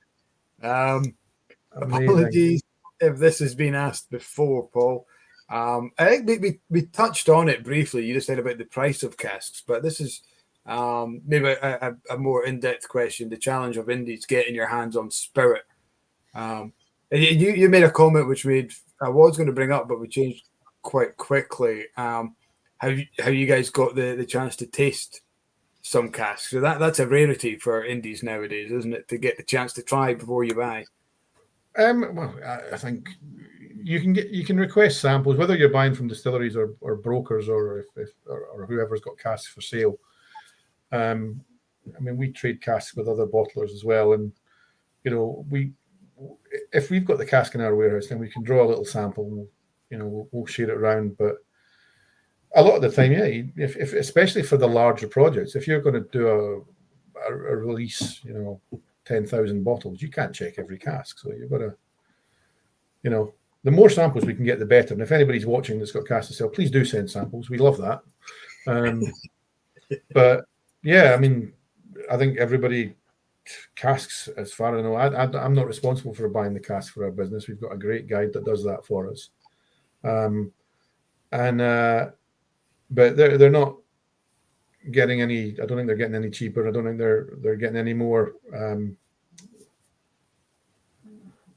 You know, arriving in greater quantities. There's distilleries that used to supply blenders that are doing single malt now. Glenelg is a great example of that. So it's just the industry's changing. There's, you know, even Gordon MacPhail made that announcement that they were going to stop doing indie bottlings. They've probably got enough in their warehouse to last for the next 20 years or something. But the fact that they're not, you know, they're going to concentrate on their distilleries now rather than, you know, there's bottlings that I tasted that I wouldn't have done if it had not been for Gordon MacPhail, because they had archives of casks that nobody else had. But I think Russell's in the exact same position because Russell works for Gordon MacPhail. So. Yeah, but so we're you know, we're always looking for casks. We talk to other bottlers, we talk to brokers. If there's distilleries out there that have got things to say, we'd love to talk to them as well. So you never go to a trade show and not try and find a supplier. Yeah. It's like buying the actual empty barrels. You know, we were at Pro Wine in March, and you know, Pro Wine is 2 massive spirit halls, but there's 15 massive wine halls there as well. So at some point, you go for a wander around and look for wineries that might have barrels, that if they've got empty barrels and they don't have anybody they're selling them to, we do that. We've got some barrels in the warehouse right now that we got in Ukraine this year. There's a really cool winery in Ukraine that's never done anything with whiskey. So they sold us some of their barrels. The whiskey's not been released yet. It's going in for a finish, so it'll be a good few months. But we thought it was amazing, because we'll be able to send them some whiskey that's been aged in their wine casks, and given everything that's gone on in Ukraine over the last 2 years, we thought this was an amazing relationship, and that happened at a wine show. That little conversation. So yeah, that's you just cool. always got to have your radar on as to somebody might have something to sell you, or even better, something that they want to give you. That's even better. Gratis. Yeah. I'm just going to jump in and say apologies to Sandro. I think I called you she, where Sandra is a very common female name in Scotland. So I think you're actually a he. And I'll apologise. No. I'm guessing you're a man, Sandro, but I messaged Mike and said, I think that might be a man. But it looks like Sandro. You can't tell nowadays. You can't tell anyone nowadays. You can't tell people that are he or a she, or if it's a they. Yeah. Have you ever been to Italy? Yes. There's a really popular name in Italy, Andrea. But it can be male or female. And I think my importer has a lady there called Andrea and an importer. So, you just got to wait to hear what the voice is on the phone when you call to know who you're talking to. So you can't say too much beforehand. So yeah. A lot of guys now have on their email what they prefer to be referred as. Yeah, there's a company policy for a lot of places now. Will be Dave, he, him. Yeah. I mean, there's quite a few. Let's not go down that route. Let's not. Because up here in Aberdeenshire, there are a lot of men are called Leslie, but that's like a woman's name or a man's name, isn't it? Mm-hmm. So my dad's a Leslie. Oh, there you go. I think it depends on how you do the ending, isn't it? Because it could be he's IE. Yeah, but there's a lot like Ashley, Alex, Francis. Yeah. I'm older than you guys, and I grew up in the 1970s watching Saturday morning wrestling, and the biggest, baddest guy in the whole country was Big Daddy, and his real name was Shirley. Shirley, yeah. Genuinely. So, which always cracked me up because that was my mum's name as well. We used to my mum used to hate us. Like, do you know her? Do you know him? Look, Mum. Big Daddy. Giant guy on television. Is he your brother? Shut up, So my granny used to love. She lived with us after my granddad died, and she loved Big Daddy and the Giant Haystacks. So we grew up watching that. It was so much better than WWF, isn't it? Yeah, it was real, wasn't it? It was proper fights. But those were the only two fighters I ever remember. I don't remember any other wrestler coming into their kind of ring and fighting them. It was just those. Who was the blonde man? That was a famous wrestler that looked like an old leather handbag because he was so tanned. Shawn Michaels? It's just one of the American wrestlers, though. We're talking about the guys that were doing the working men's club circuit in the 70s in Britain. Oh, it's just like British people. Back when our sporting heroes drank pints and smoked cigarettes on screen, like the dark Hulk Hogan. Rick's got it. Hulk Hogan. I saw a meme once. I saw a meme once. Famous wrestler ever to not come out of Glasgow. I saw a meme once that said, people that think Andy Murray is the greatest Scottish sportsman of all time really have short memories. And it was a picture of Jockey Wilson, who was our world championship darts player, but he had like a pint in his hand and his cigarettes going. Yeah.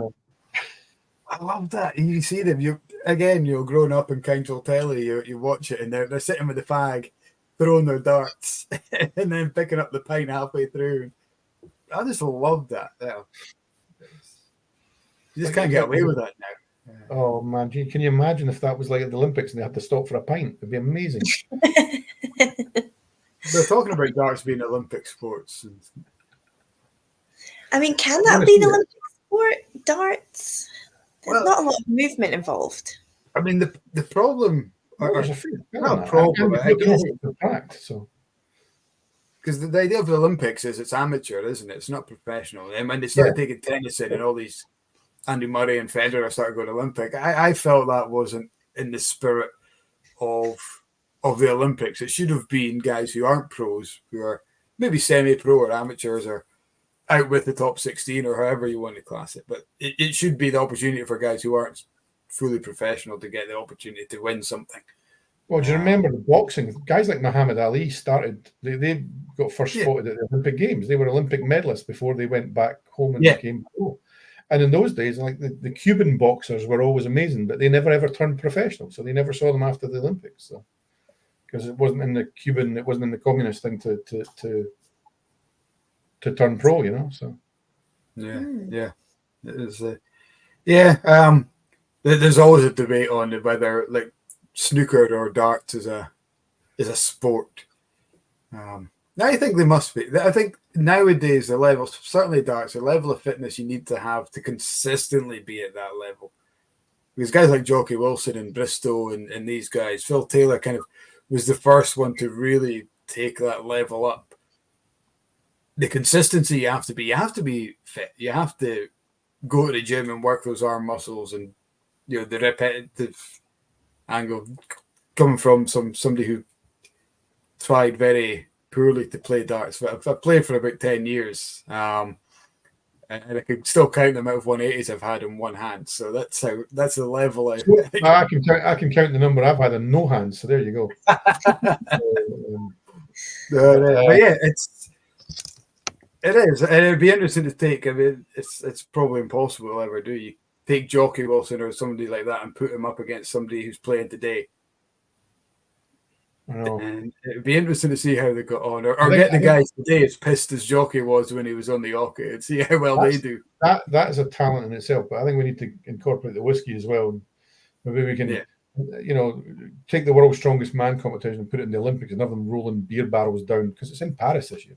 Have them rolling, sherry butts down the Champs-Elysees or something. They have to scale the Eiffel Tower with a sherry butt on their back. Absolutely. That'd be awesome. Great French distilleries. We could get the barrels from there, I'm sure. So it would just be like your King Kong analogy as well, just watching sort of Luke Stoltman try and climb the Eiffel Tower with a barrel on his back. Of course, he's from up your neck of the woods. Oh, he's a little bit north of Inverness, isn't he? Yeah, they're a bit further north, aren't they, the Stoltman brothers? Because a guy... I saw the younger one in Glasgow about 6 months ago, and it's very rare I stand next to somebody and feel small. But he's like about 6'10". He's massive, isn't he? Yeah. So my old next door neighbor, he used to work with Luke, literally in an office, like a suit 9-to-5 day job, and then Luke decided to start working out like his brother, and now he's just like a house. It's been a really quick transformation, but yeah, it's amazing and they do like a lot of motivational stuff as well, for people's mental health. They seem really, really nice lads, bless them. I love watching it. They always show that TV. That's always on TV when you're on your Christmas holidays. Yes, every night there's the world, and I love it because it's the two brothers, so they're always cheering each other on. It's great. You're just sitting there sort of half dozing on the couch with your turkey in the belly, and you can hear Scottish people shouting at each other on the television. It's wonderful, What do they call the eldest one? He's called like the Oak or something, isn't he? Like the Scottish Oak or something like that. It's a really cool nickname. Although, like, what Davis, who works at shop, what's his Instagram? He's something like Scottish Oak. I hope like Luke doesn't challenge him to a duel over the name. No, I would sponsor that. That would be cool. That would be good. Quercus Caledonia, he's got. Yeah. Although Wonder if A we need duel makes it so Dickensian. I like the idea of Luke just dropping his handkerchief and telling Davis, "I challenge you to a duel, sir." And I guess that doesn't.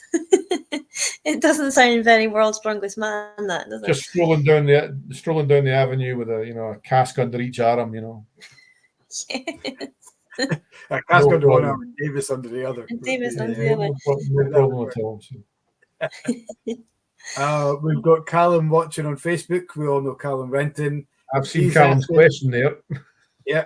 On a scale of 1 to 10, how excited is Paul to meet Kate Renton again at the What Whiskey Day next week? It's off that scale because I bumped into Callum and Kate. We'd been speaking on Facebook and they'd done some virtual tasting stuff just as Witchburn was getting announced. And we met at Glasgow Whisky Festival last year. They came by the stand to say hello. And it's great because I got lots of information from them about Campbeltown that we didn't know, which is superb because they know the area really well. So I'm hoping for a news update. They're like the geek, aren't they? I've not been to Campbeltown for a long time, so I'll get the official update from the builders, the architects, or whatever. But Callum and Kate, if they've got local news, all very helpful. So looking forward to it. Isn't David Muir on the chat? Isn't he from Campbeltown too? If he's still watching, he's maybe finished his bath and got out, but he's a Campbeltown lad as well, isn't he? There's somebody's in the bath watching. This is worrying. So. It's a weekly.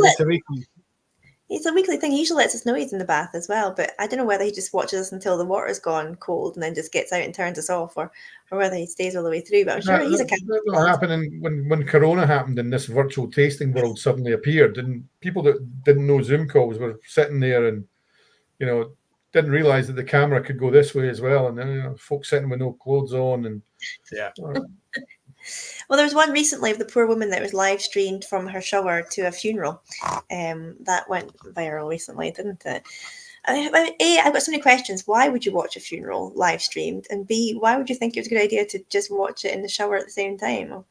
It's like there was the one of the American lawyer, and his kids had been at his computer and put a filter on it, so he turned up to defend somebody with a cat mask on his thing, and he didn't know how to turn it off. And you could hear the judge and everybody like, "This is brilliant. This is." Yeah. That was really good because he was so deadpan. None of us would have done this. Or the guy that was doing the interview on BBC, and his two kids kept running in the room in the background. He became really famous. He was like some kind of deep political commentator, but obviously he's in his spare room, and the bedroom door flies open, and his 3-year-old daughter comes dancing in, and then his younger daughter's in a sort of trolley thing, and comes rolling in the room, and then the wife comes trying to run in the room to grab them and pull them out backwards again, and this guy's trying to advise the newsreader on global politics or something.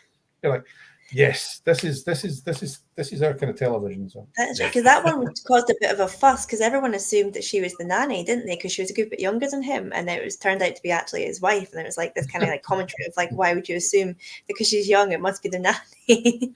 Yeah. I know. Those were the days. I remember doing a call for work and my youngest shouting through, "Mum, I've done a poo and it won't flush." I'm like, oh my God. I was like, yeah, excuse me a second, guys. I'm just going to put you on mute. If those days hadn't happened, we wouldn't have. I mean, I didn't even know what StreamYard or Zoom was. Yeah, then absolutely. It kept a lot of us busy because I was when that thing came out, I was really worried about what was going to happen to everybody I knew. The biggest annoyance was we did these virtual tastings, but you couldn't walk around and go to the table next door and get some free drams off them or try somebody else's whiskey the way you can at normal whiskey festivals. But it actually kept people in touch with shops. It kept us busy. We loved it. We absolutely loved it. Russell, if you're still watching, it was bizarre, but I'm quite glad that we can now, we can combine the physical world and the virtual world again.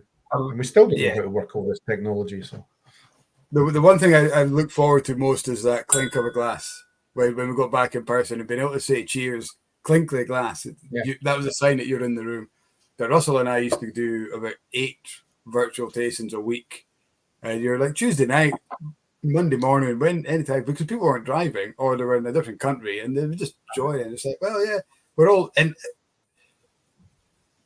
what I loved, love's a strong word, but what I thought it really brought everyone together was that no matter what country you're in, you were going through the same thing.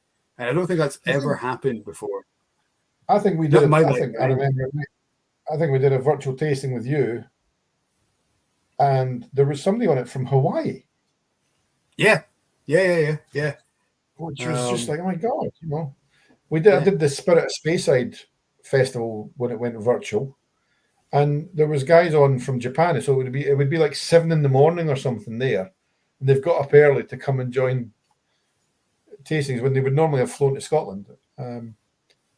It was kind of cool when we started doing festivals in person again. I got quite a lot of people coming up to me and saying, "My God, we didn't realize you were so tall," because they'd only seen me from. We were one of them. Here. Yeah, Russell said that, didn't he? The first time I walked into your shop after the pandemic, he's like, "Jesus, look at you!" So because everyone's the same height on Zoom on these screens. Yeah. Everyone, even Kat's the same height as you. Yeah, there's probably about 3 foot difference. I am actually a giant. It's really deceptive. And I did do the thing during Zoom where I had the shirt and tie on and Bermuda shorts, you know, because it was, you know, praying to God the doorbell doesn't go. If I go up, that's the meeting. That's meeting gone. So as I get up, there's a big pair of palm tree shorts on underneath my suit. So I know those were the days. But even tonight though, we've got things like Rick and things. You get up early to watch the Blether in the morning because like it's morning time and Rick and all the Americans get up early. It's 11 o'clock when we start. That's not early. Where's he? Where are you based, Rick? San Francisco. San Francisco. All right. So they were 7-8 hours behind us. So okay, so there's maybe not super. That became that was a real pain in the backside during the virtual tasting days because I did a couple of virtual tastings in America, and you know I would have loved to have gone over there, but 8 o'clock in America was 2 or 3 in the morning here. So you're sitting here at 2 in the morning on your laptop, pouring rain outside, and there's people in their garden with the barbecue, a fire pit, and all this kind of stuff, and I'm like, you know, I'm trying to smile, trying to infuse people about whiskey, but I'm looking at these guys and they're on the beach, you know, and I'm like, this is terrible. It's 3 in the morning here. I've stayed up to watch somebody else enjoy themselves. It's rubbish. Yeah, no, that's a pretty difficult one. Like staying I got asked to do a tasting recently in Canada, and it would have been me getting up at like 2 o'clock in the morning to do a virtual tasting, and I was like, that's not feasible because, like, you know, it's just there's no. I'd be like sort of like trying to stay awake and try. I don't think I'd be able to do it. It would be so. I mean, I talk absolute shit at a reasonable time while sober. Imagine me at 2 o'clock in the morning. I'd be talking about velociraptors and alien. Oh, wait. Like, well, we've had that tonight. Yeah. Awesome. Russell just commented on YouTube. The guy from Hawaii, Hamish, and he actually did. Well, he was in Scotland for a while, and I think he's lost his house in the fire in Maui. That was must have been 21, 22, 21, I think it was, and he didn't know how he was getting home or what. That was pretty crazy. But yeah, we were doing it. It took us a while to realize that we didn't have to drink at all of the tastings that we were on as the hosts. You know, like I remember having a conversation with Russell. It's like, what's the shortest I can? We've got another one tonight. And I think I'll only have every other dram instead of every dram. Just after the COVID thing started locking everything down. So probably like March or April 2020, you know, we've all just been furloughed. And we're like, okay, we don't know whether we're going to have jobs in a couple of weeks' time or stuff. And I get this ping, and I think it was either Juliet when she was at Glenallachie or Andy Bell at Arran or something. And it was, you know, Zoom. I was like, oh my God. And I went on to this Zoom call, and it was like everybody you would normally see at the whiskey festivals, 20 of us, all sitting in our spare rooms, just with bottles of whiskey. And I tell you what, it's a long time since I've been that drunk. We all sat on Zoom for about 2 hours that night, and I just got absolutely trolleyed. It was crazy. That sounds like a good night. And and that's what we're doing with our friends, wasn't it? We're just going on Zoom and saying, "Do you fancy a pint?" Yeah, jump on Zoom, send in an invite. And I did. I was on a Zoom call for Mark Watt's 40th birthday party. I think it was Mark's 40th, somebody's 40th birthday party, but Mark Watt was in the Zoom, and the Zoom panel was like about 10 of us. Yeah. All over the country. Good night to Dave Maggerson on YouTube. Cheers, Dave. Thanks for joining us. Thank you. Awesome. You would know everybody on the call anyway, probably. But it was really late because we'd all been doing virtual tastings till about 11 o'clock at night. So we've all had a few drams each. And then this thing comes in at like 1 a.m. and we're all sitting on Zoom chatting away. And it had been somebody's birthday, and I can't remember who it was. It wasn't Mark, but somebody fell asleep and started snoring properly. It might have been Doug McIver or something. And of course, in Zoom, you've got all the little boxes with every, and when the noise comes, that one lights up in green. So every couple of seconds, it's like, and the green light goes on, and like, we didn't know how to mute anybody or anything. Like, this is brilliant. Like, we'd all sort of arrived in this little hub from different virtual tastings, so we'd probably all been drinking for about 3 hours at that point. I hope to God nobody's recorded it, somewhere online. But that was. I don't know anyone who's fallen asleep, bleeding drunk on a Zoom call before. You literally told the story last week, Mike, about you falling asleep. Not during the tasting, though. That was after the tasting. That was Glen Alky related too, though, I think, wasn't it? It was. Yeah, that was Glen Alky. That was good fun. My screen still bears the scars because I must have spilt on my laptop, and I've still got the multicolored screen on my Mac from that. Great. What I did love about them, though, was on the virtual side, you only had your own glasses to clean. Yeah. Great. The downside was that was it. The downside was, the whiskey companies were still releasing new bottles, but I couldn't get hold of them. Yeah. Because you're not at a festival. Nobody, the table next to you doesn't have, I can't do swapsies at the end or anything like that. Luckily, though, wine and spirit shops were classed as essential and they could stay open. And at the start of lockdown, if you tried to get a home delivery from like Sainsbury's, it was like they were quoting you like 4 weeks for a delivery. But I could get craft beer delivered from Brewdog in about 2 hours. Some guy on a bike would bring it to my house. I'm like, well, I can get beer faster than I can get bread. So, priorities, both week. Yeah, I know. It's like, worked really hard. My local shop rationed Buckfast to stop people panic buying it. But that's crazy. Remind us what part of the country you're in again, Paul. Yeah, it's the west of Scotland. It could only ever be the west of Scotland if that sort of happens. Yeah. Oh man. It's been a while since I've had a reminiscence about lockdown. About COVID, yeah. I don't know. I've got memories, but I've got no intention of going back to that. No. More whiskey festivals. I think, like I said, it's something that I felt really kind of unified everyone who was, because everyone was in that boat. There's been nothing in my life, probably since the war, the Second World War, where that amount of population were going through the same thing. It's like, well, what do? You just get on with it as best as we can. It was weird, very weird, and incredible at the same time when things started opening up and I could do the first international whiskey festival again, which, if I remember rightly, might have been one of the Italian ones. Right. And they're usually super manic, but everybody was just so, my God, it was like we're coming into the sunlight from hibernation for the first time in 2 years. Yeah, it's bizarre. This year kind of feels like the first proper year back from COVID, though. Like, there's so many big tour operators and busloads of people and cruise ships and stuff, it kind of feels like people are really kind of healed from COVID and all got back to normal. It's great to see so many folk coming back into the country. I was over at Greenwelly on Monday. Went up, I had a bottle ordered, and I went up to pick it up. And I was as frustrated driving up the road to get that as I was before, because the holiday makers are out. There's thousands of those Locks and Glen buses out again. So. I know.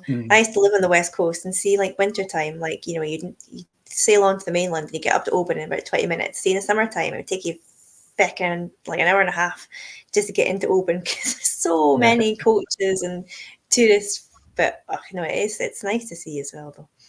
The Fish Island is in a couple of weeks' time, I think. Next week, after the Campbeltown Festival. Yeah, the week after.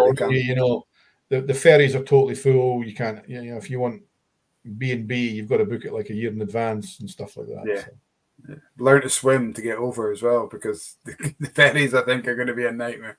I was talking to the guys from Artisan last night, and they're going, I think, 2 days earlier than they'd planned, because that was when they could get a space on the ferry. Yeah. They put more boats on in the end, though, didn't they? There was a bit of an outcry about it, and I think they did. Oh, did they? Did they? Okay. Yeah, it came out on, I think it was the Isla community page had sort of run a sort of bit of a, there's things in the press and stuff, and they put a petition together for the Scottish Government, and I think Camac did put on a couple extra. Somewhere on Isla, somebody's got a shed and they're working on reinventing those amphibious car things that can be boats as well. Yes, definitely. Or get the old puffer engines out. Like the James Bond one, the submarine, All you need is a shitload of diesel in a speedboat. That's all you need. You make your money back in like 3 trips. Banana boats. Just do loads of banana boat trips over. I've seen Jaws 4. I'm not getting in a banana boat. Can you imagine how green folk would be on the way home after the festival? Like, it'd be fine the way there, but the way back, they'd not be enjoying it. The amount of whiskey bottles that get bought in Isla in the course of the week, I mean, they could probably hire one of those, that giant tanker that got stuck in the Suez Canal. If they could get that up the sound of Jura, they could probably fill it with. You might fill it, just park it, and people could walk across it. It was probably that big; it would reach. That's true, actually. Do you know the amount of stags that come across from Isla, from the mainland? You imagine just like harnessing up a stag and just like I don't know, riding it across over to the mainland. That would be the most awesome way to go, wouldn't it? Maybe what was that thing that the Vikings used to have? That they used to fire like flaming cannonball, a big catapulty thing. Yeah. Just give everybody a parachute. Take a seat in one of them and trebuchet yourself across. That's the thing. Trebuchet yourself across the water. I'm going to set up a wee business, like right down in the sort of like the ferry. Never don't get in the boat. I'll trebuchet you over. But trebuchets. There we go. I'll do it. I love how trebuchet doesn't sound very fancy in Scottish. I'll just trebuchet you. If you're really, if you've got somebody working it that's really skillful, could maybe land you in a distillery courtyard. Yes, that would be just like a sort of paint a sort of bullseye and just aim You'd have for to. Do you know those? Have you ever played Zorg football where you get those inflatable? Yes. Heels. You could be in one of them. So, because otherwise you're just going to splat on the on the art bag. Loads of folk leaving Kennecraig in those massive inflatable hamster wheels trying to paddle their way to Isla. See, ingenious ways to get to the Isla Festival. We've set up a business here just completely by accident. It's like your boardroom for Brave New Spirit. You get one of them Zorb fruit balls and it says you pings you. You bounce and you off can see what happens you'll end up in Dublin or something. And you can see what happens once the drink starts flowing. The ideas really start to generate. All the best ideas happen after a wee swally. Well, that's it. No great story ever started with a salad, did it? So that's very true. That's a life quote right there. So guys, if you were thinking of going to the Isla Festival and you couldn't get over, www.trebuchetyourself.isla.com. We'll be up and running by tomorrow. We're taking deposits. What's the beach called in and Ireland? health and The, safety. the, No the beach refund. outside Blether. They could set one of those giant nets that you get under the trapeze at the circus up. Just Yes. fire people across the water. Catch people. That is the best idea ever. We should totally look into it. Loads of German and Belgian whiskey fans that couldn't get a ferry ticket just flying through the air. Imagine that though, just like, I don't know, you'd have to set up like every half an hour, they just put up like a big badminton net just for the next influx of like Europeans just trebucheting their way onto the. That is an awesome idea. I think we would need to get a good lawyer first. All you need to do is, this is at your own risk, and I think it covers it. Really? Okay, we'll do that. It's like when you park at Tesco and they pretty much say like, park at your own risk. So that sounds like somebody speaking from the experience that's worked in a distillery and seen health and safety notices, Kat. Yeah. The still at your own risk. You may don't prop your specs on top of your forehead when you stick your head inside the mash tun and all that kind of stuff. Do you know, you can tell people these things all you like. What's the first thing they do? That's something called their own experience, Paul. I used to, like, Auchentoshan's not that far away from us, and it was like the tour guides there had great stories about stuff they had to stop production and fish cameras, specs, hearing aids and all sorts of stuff out of the stills. People just can't resist putting their head in something or touching something, or it's the curiosity. I think Jeremy's actually come up with a great counter, maybe a flaw in the plan, and it's certainly on the way back. He might break the bottles on the way. I was going to say, you imagine there'd be a lot.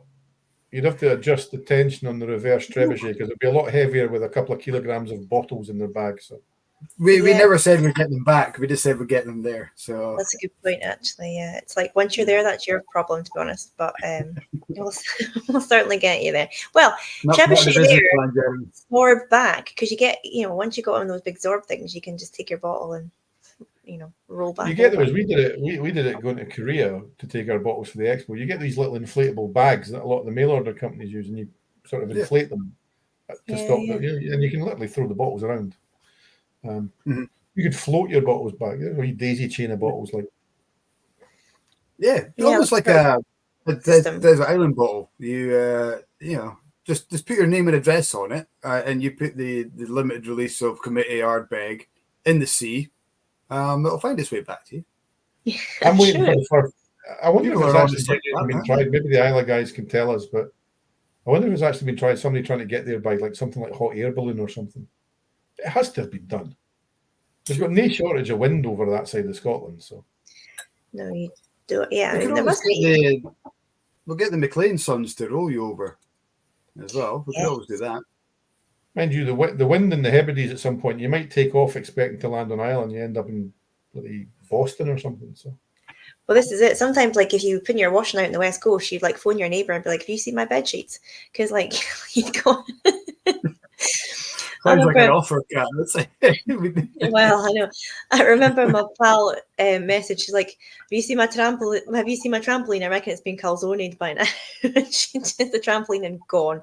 It was just in half in the beach somewhere. But that would be quite. Maybe I should have written my number on my bed sheets. Like, have you seen my bed sheets? Wink, wink. Please return too. Yes, if found. Paddington Bear not have something like that? A wee label if found, return to this address or something. Do you know, talking of Paddington Bear, it was from somewhere, wasn't it? Yeah. I'm not big on Paddington Bear. I'm not. He likes sandwiches. That's all I know. Marmalade sandwiches. We had a star from Paddington Bear at the distillery yesterday. Really? So he was on an experience with one of my colleagues, and his mate was like, "Do you recognize him?" She's like, "No." She's like, "Have you ever watched Paddington Bear?" And she's like, "No." apparently Paddington goes to prison in the second one, and he this guy was one of the inmates at prison. So we looked it up afterwards, and sure enough, I always knew he was a wrong in that Paddington, mate. I always knew. Right? Don't trust anybody that only eats one food group. Is what I think. I'm sure when he did that thing at the Olympics with the Queen, he was off getting the silverware in his wee bag before he hoofed it off the cash converters. Yeah, I bet. Yes, dodgy character. Why did he turn up that day? Like, what was the reasons? On that day of all days. Yeah. It was his cousin that was in that movie Cocaine Bear that came out a couple of years ago. He's from a family of hardened bear criminals. You remember Hercules the bear who used to go around the shows? Scottish one. Aye, they used to do all the sort of Scottish gala days. Yeah. Big grizzly bear. It was what was his parents called? Was it Hector or Hamish? And I don't know. It used to escape with alarming regularity. Yeah. Would go into lockdown every couple of weeks when, this guy's pet grizzly bear decided to go for a wander down the main street. It was brilliant. He was up in Inverurie once. I remember it. One of the local parks was a big thing about it. Brilliant. He used to wrestle with his owner, didn't he? I remember that. For anybody that's just tuned in, like Andrew, the conversation has diverged slightly. It's very strange. What's going on? Is Dempsey the new Attenborough? No, not right. Well, we did discover. What's your favourite animal, Paul? There's a question for you because we haven't done the bucket list yet. What's your favourite animal? Favourite animal? Oh man, it wasn't that bear because it caused so much havoc when it got out. But I'm not speaking about one specific animal that you like know, like maybe a species of animal. I don't know. I kind of like koala bears because they sit. I've never been to Australia. I'd love to go, but everybody I know that's been there said they go up the trees and they eat eucalyptus. But eucalyptus is a tranquilizer. It's a narcotic. So they go up the trees, they get stoned, they fall out the trees. Apparently, you can hear them thumping through the night. I don't know if that's true or it's some kind of urban myth. But when you look at that, that's all they eat, isn't it? All they eat, very happy and mellow. So it's because they're stoned. So that's we were talking about Paddington who only eats marmalade sandwiches. Koala bears only eat eucalyptus. I don't think they eat anything else. There's nothing else in their diet but eucalyptus. But it makes them tipsy when they fall out the trees. So yeah. Maybe where they don't learn though. They climb back up and eat more. It's like us in whiskey. That's it. There's another distillery up the road. The grass is always greener up the other tree. Your next collection of whiskies of weirdo animals of the natural world. Do you know when you doubt a fact? There has to be. We'll get there before. A koala bear whiskey that could be done. I'd love to see if we can get a cask from an Australian distillery or something. It'll have to be done in a Koval rye cask because that gives real eucalyptus notes. Does it have the effect of eucalyptus though? Does it make you trippy? So apparently koalas all have the clap, according to Andrew, and he's a vet, so he would know. And Jeremy. No, and Jeremy has to clap. And Jeremy says the same. How do we know this? And if they all have the clap, does it really matter? Does it just cancel it out? But is that coming from eucalyptus, or does the eucalyptus? If I ever make it to Australia and you're driving down the street and you pass one of them clinics, there'll be a wee line of koala bears outside waiting to get in.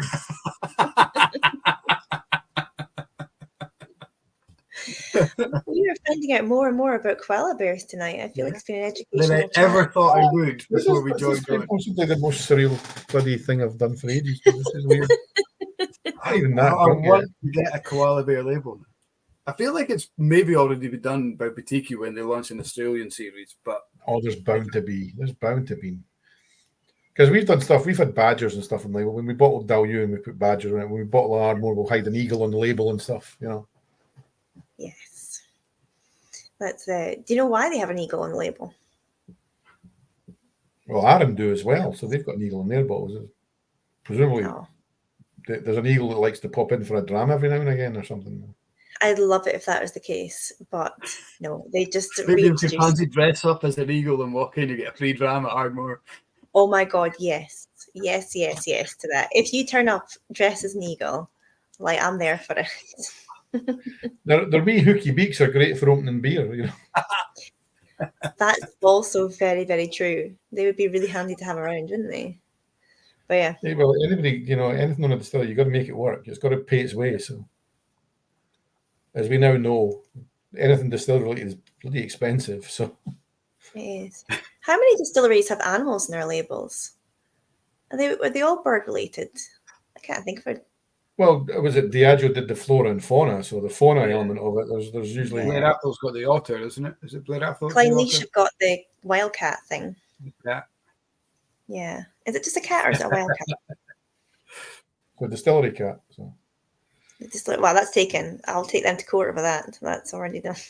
I mean, it's Glenturret haven't they come up to you with your lawyers yet, have they? So No, but Lindor's Abbey have got their own. They've got the wee statue as well. So that's true. The Mouser, is it called Mouser or is it Mouser or something? Hauser the Mouser or something. So yeah, and Lindor's Abbey have got two cats, Vesper and John.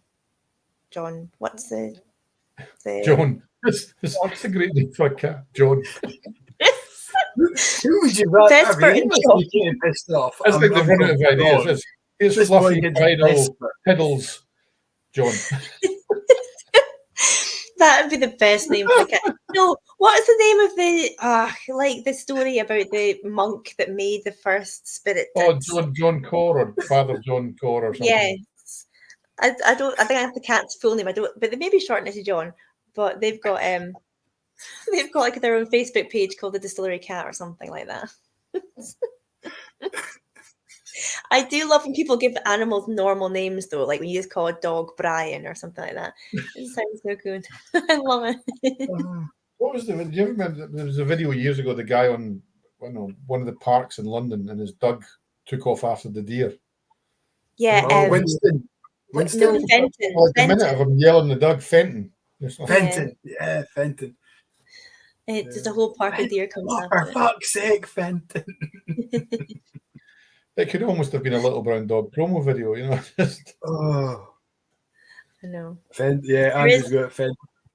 So Andrew and Jeremy are having a chat about labels, and Andrew's come on up with the label of a koala STD clinic. He says if you don't do it, he will. So I think at your next meeting, I don't know who would do it better. I don't want to be the first. I've got a funny feeling, you know, because when you do a label, you have to, you have to put it forward to the SDVS to get everything approved. So the Spirits Drink Verification. I'd love to see. I mean, they probably think we're crazy anyway, but here's the Brave New Spirits guys. What's this? A koala at the clinic? Oh Jesus! What are we doing now? What whiskey would you put in that? What? It's going to have to. Somebody's going to have to go and get a cask from Lark or Tasmania or something, or Starboard or something. Starboard Australian, yeah, something.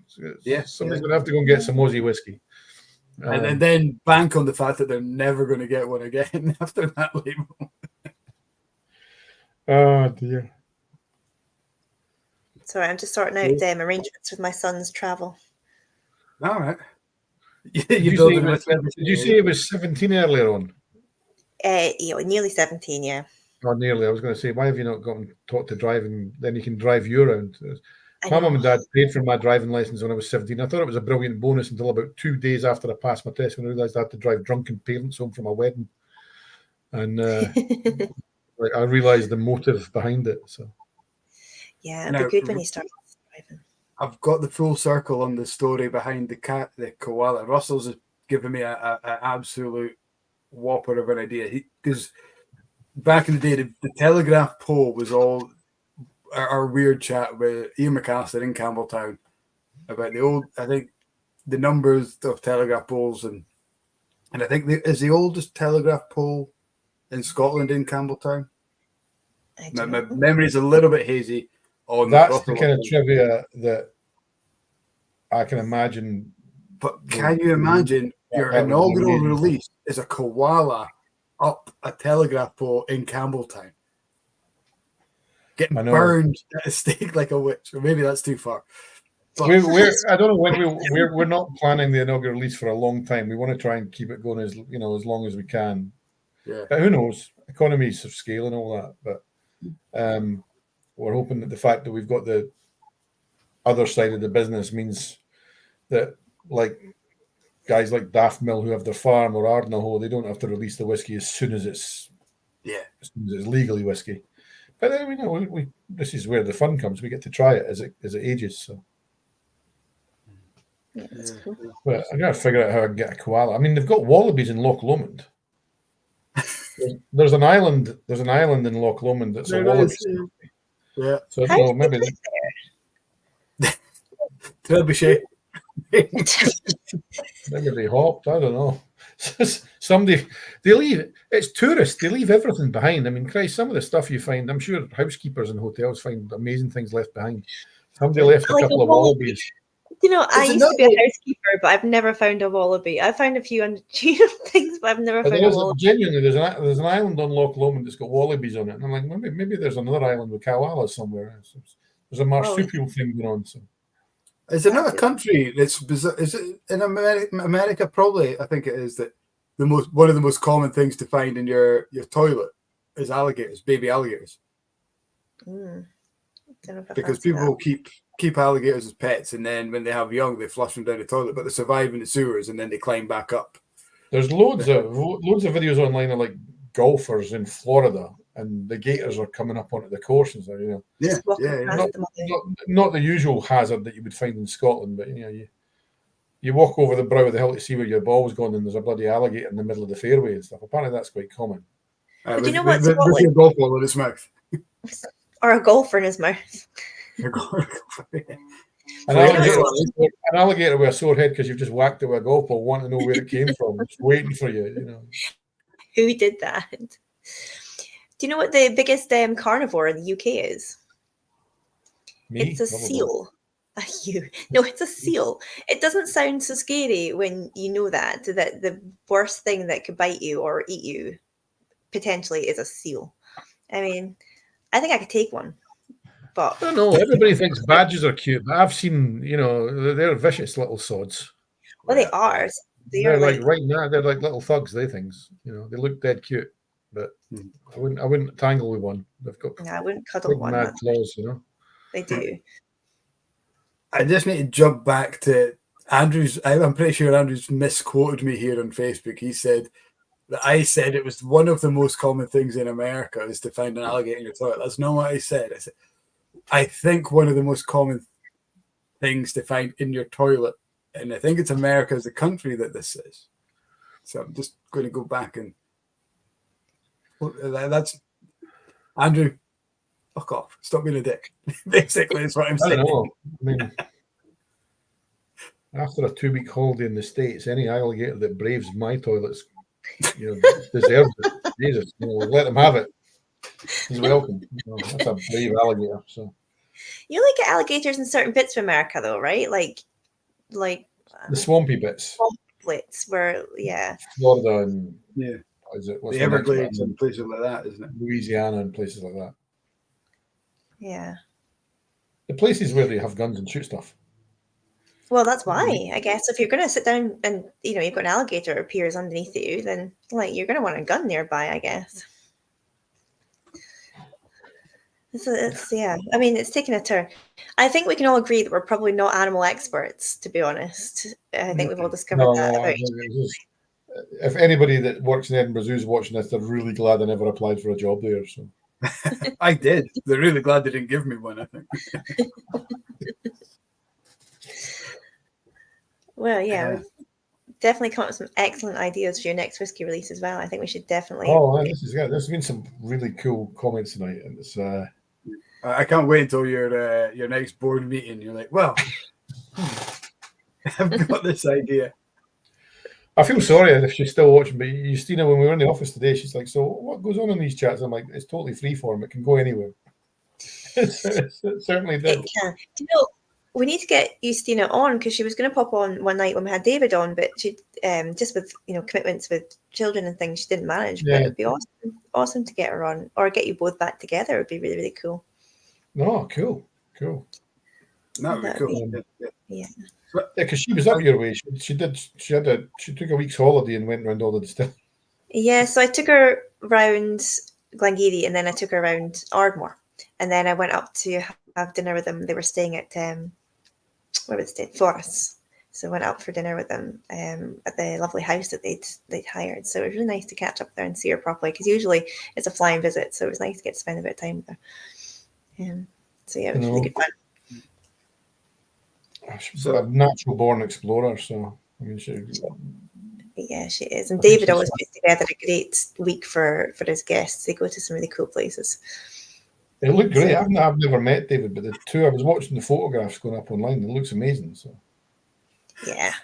When you live in Scotland, I don't know, it's weird. I've got friends come over from other countries and they're like, oh, can we go and see this, that? And I'm like, yeah, it's really good. I've never actually been myself, you know. I know, when it's on your doorstep, you kind of, I guess, it's the same as like a lot of distilleries. Like local folk never really go to the ones on their doorstep. They always kind of. I was going to ask, do you see that at Glengarry? You know, if you look through it, I don't know. I remember seeing the visitors book at Auchentoshan, and you would go like 3 or 4 pages, and the visitors are from America, Japan, but you'd go like 4 pages before you saw a UK address in the visitors book. Yeah, I mean, like tail end of the year, we get quite a lot of locals just because, you know, they've got family and stuff over. But a lot of locals will come in. They're like, oh, I didn't even know this was here. Are you new? Or like 230 years, not that new. But yeah, it is. But I guess people who are local don't Google things to do in my area. You know, if you're visiting somewhere, you'll type in things to do in Old Meldrum or Aberdeenshire, and Glengarry will come up, so we'll go to it. But when you're there, you live there, you don't Google things to do in Old Meldrum because you live there. Like, why would I guess I had some friends visit from the States, and then we went out for the afternoon on one of those open top buses around Glasgow. And I think I got more out of the tour than they did. And they're like, that's amazing. I'm like, oh, it is actually. Yeah, I knew all about it all along. I'm like, oh, really? Like, yeah, it's been on my doorstep for years. I had no idea. I know, we're pretty lucky. We've got a lot of stuff around about us, to be honest. I always keep meaning to do like a walking tour of Aberdeen, though, because I don't know a lot about the history of like a lot of the buildings stuff. But I think it would be really cool to find out, because when you start looking around Aberdeen, it's really cool. You actually have to look. Drink related. Drink related. Yeah, like the history of alcohol in Aberdeen is phenomenal. I thought you just meant like a pub crawl, because like, we could do that. There are some pretty gnarly pubs in Aberdeen as well, so. There's some interesting places for sure. I'm not going to read out Andrew's full quote, but he says it was good to see you, Paul. The Blether candle. Yeah, you'll be catching up with him next weekend, I believe. At the I know. I couldn't get a. That's Andrew from Little Brown Dog, isn't it? I couldn't get a. I couldn't get a Teletubby suit in my size, so I'm just going to turn up with a coat hanger on my head at the open day. So just full body paint and coat hanger, like it'd just be the same. Oh dear. I've never done any whiskey events in Campbeltown. I'm really looking forward to it. It's like I was watching the footage of the open day last year, and it's like, oh great. We knew that we would couldn't wait for a time when we can get involved in the festival down there, and who knows what we can do by next year. So once the timescale goes, the distillery will be running by next year's Campbeltown Festival. So who knows what we can do. So that's cool. It's exciting. We'll have to get you back on to tell us all about it when it opens. I know. I need to. We need to make sure the pictures we put on Twitter, those are in Italy, so we need to make sure they get here first. It's like I hope we've ordered them from a proper still maker, not off Wish or something, and they're going to arrive in a dust bin. The ones you get in the picture are about this size. God damn, we've got a Lego distillery. Jeez, That'd be brilliant. Not for them. No, not for them. What's your capacity? Juliet says, sorry, she missed this one. Sorry, Paul. Oh, dear. I think there's a crossover of Juliet's just jumped on. Juliet Buckland. Oh, man. because she's now good to doing see her whole face. She's now doing the visitor thing. There we The go. visitor That's thing, rather than sitting in airports losing luggage like the rest of us. So. So I hope she's enjoying the new gig, Juliet. Send free tickets and we'll come up for a visit. So to everyone. That's it. Everyone watching, everyone that's endured the 2.5 hours of, well, no, I mean, there was a lot of whiskey chat in there. The last half hour of absolute nonsense, at least. Whiskey and nonsense works together. So it does. It seems to be the tagline for the Blether, whiskey and nonsense. So it's always good fun. Yeah, we always promise to have some merchandise, so that might be the tagline. Whiskey and nonsense. Whiskey and nonsense. I think that could work for us. Trademark. Actually. Just announce that now. It's trademarked. Yeah, trademark, guys. Yeah, properly looking forward to seeing everybody in Campbeltown. So, just really hope we don't have a pouring with rain type thing. So. Well, we've just been told that we're going to overlap with Aquavite. Keep going. That's a good point, actually. A lot of our viewers are Aquavite chat viewers. VPub. Cool. We like to give them we normally like to give them a wee break to grab some cheese and biscuits or whatever it is they use to cleanse the palate before Roy comes on. Paul, it's been a bizarre but wonderful evening with you. That was a lot of fun, guys. I wasn't sure we were going to last though. I was dying in the office this afternoon, really tired. So. But that was cool. Great to see you both. It's been great fun. You're welcome back anytime. Great fun. And I feel in a way our Blether tonight epitomizes Brave New Spirits as a little bit funky, but ultimately whiskey's at the core. Whiskies have got to be you good. Guys do so many weird and wonderful stuff, but the whiskies I like about it is you have to kind of pour it and get it on the lips and say, try it. You might just like it, and it's yeah, cool. No, they've got to be good. We wouldn't put it in the bottle if we didn't want you to try it. So yeah, and we've even managed to last until Kat's got her hair down. So that's me. I'm like, done, folks. Right? That's me. Yeah. Hair's coming down. I'm done. the chat is so terrible. She's taking out the witch hair. She's away to burn herself now. That's taken a bit of a turn. Nice. I was going to let my hair down as well, but that would have had to happen 20 years ago. So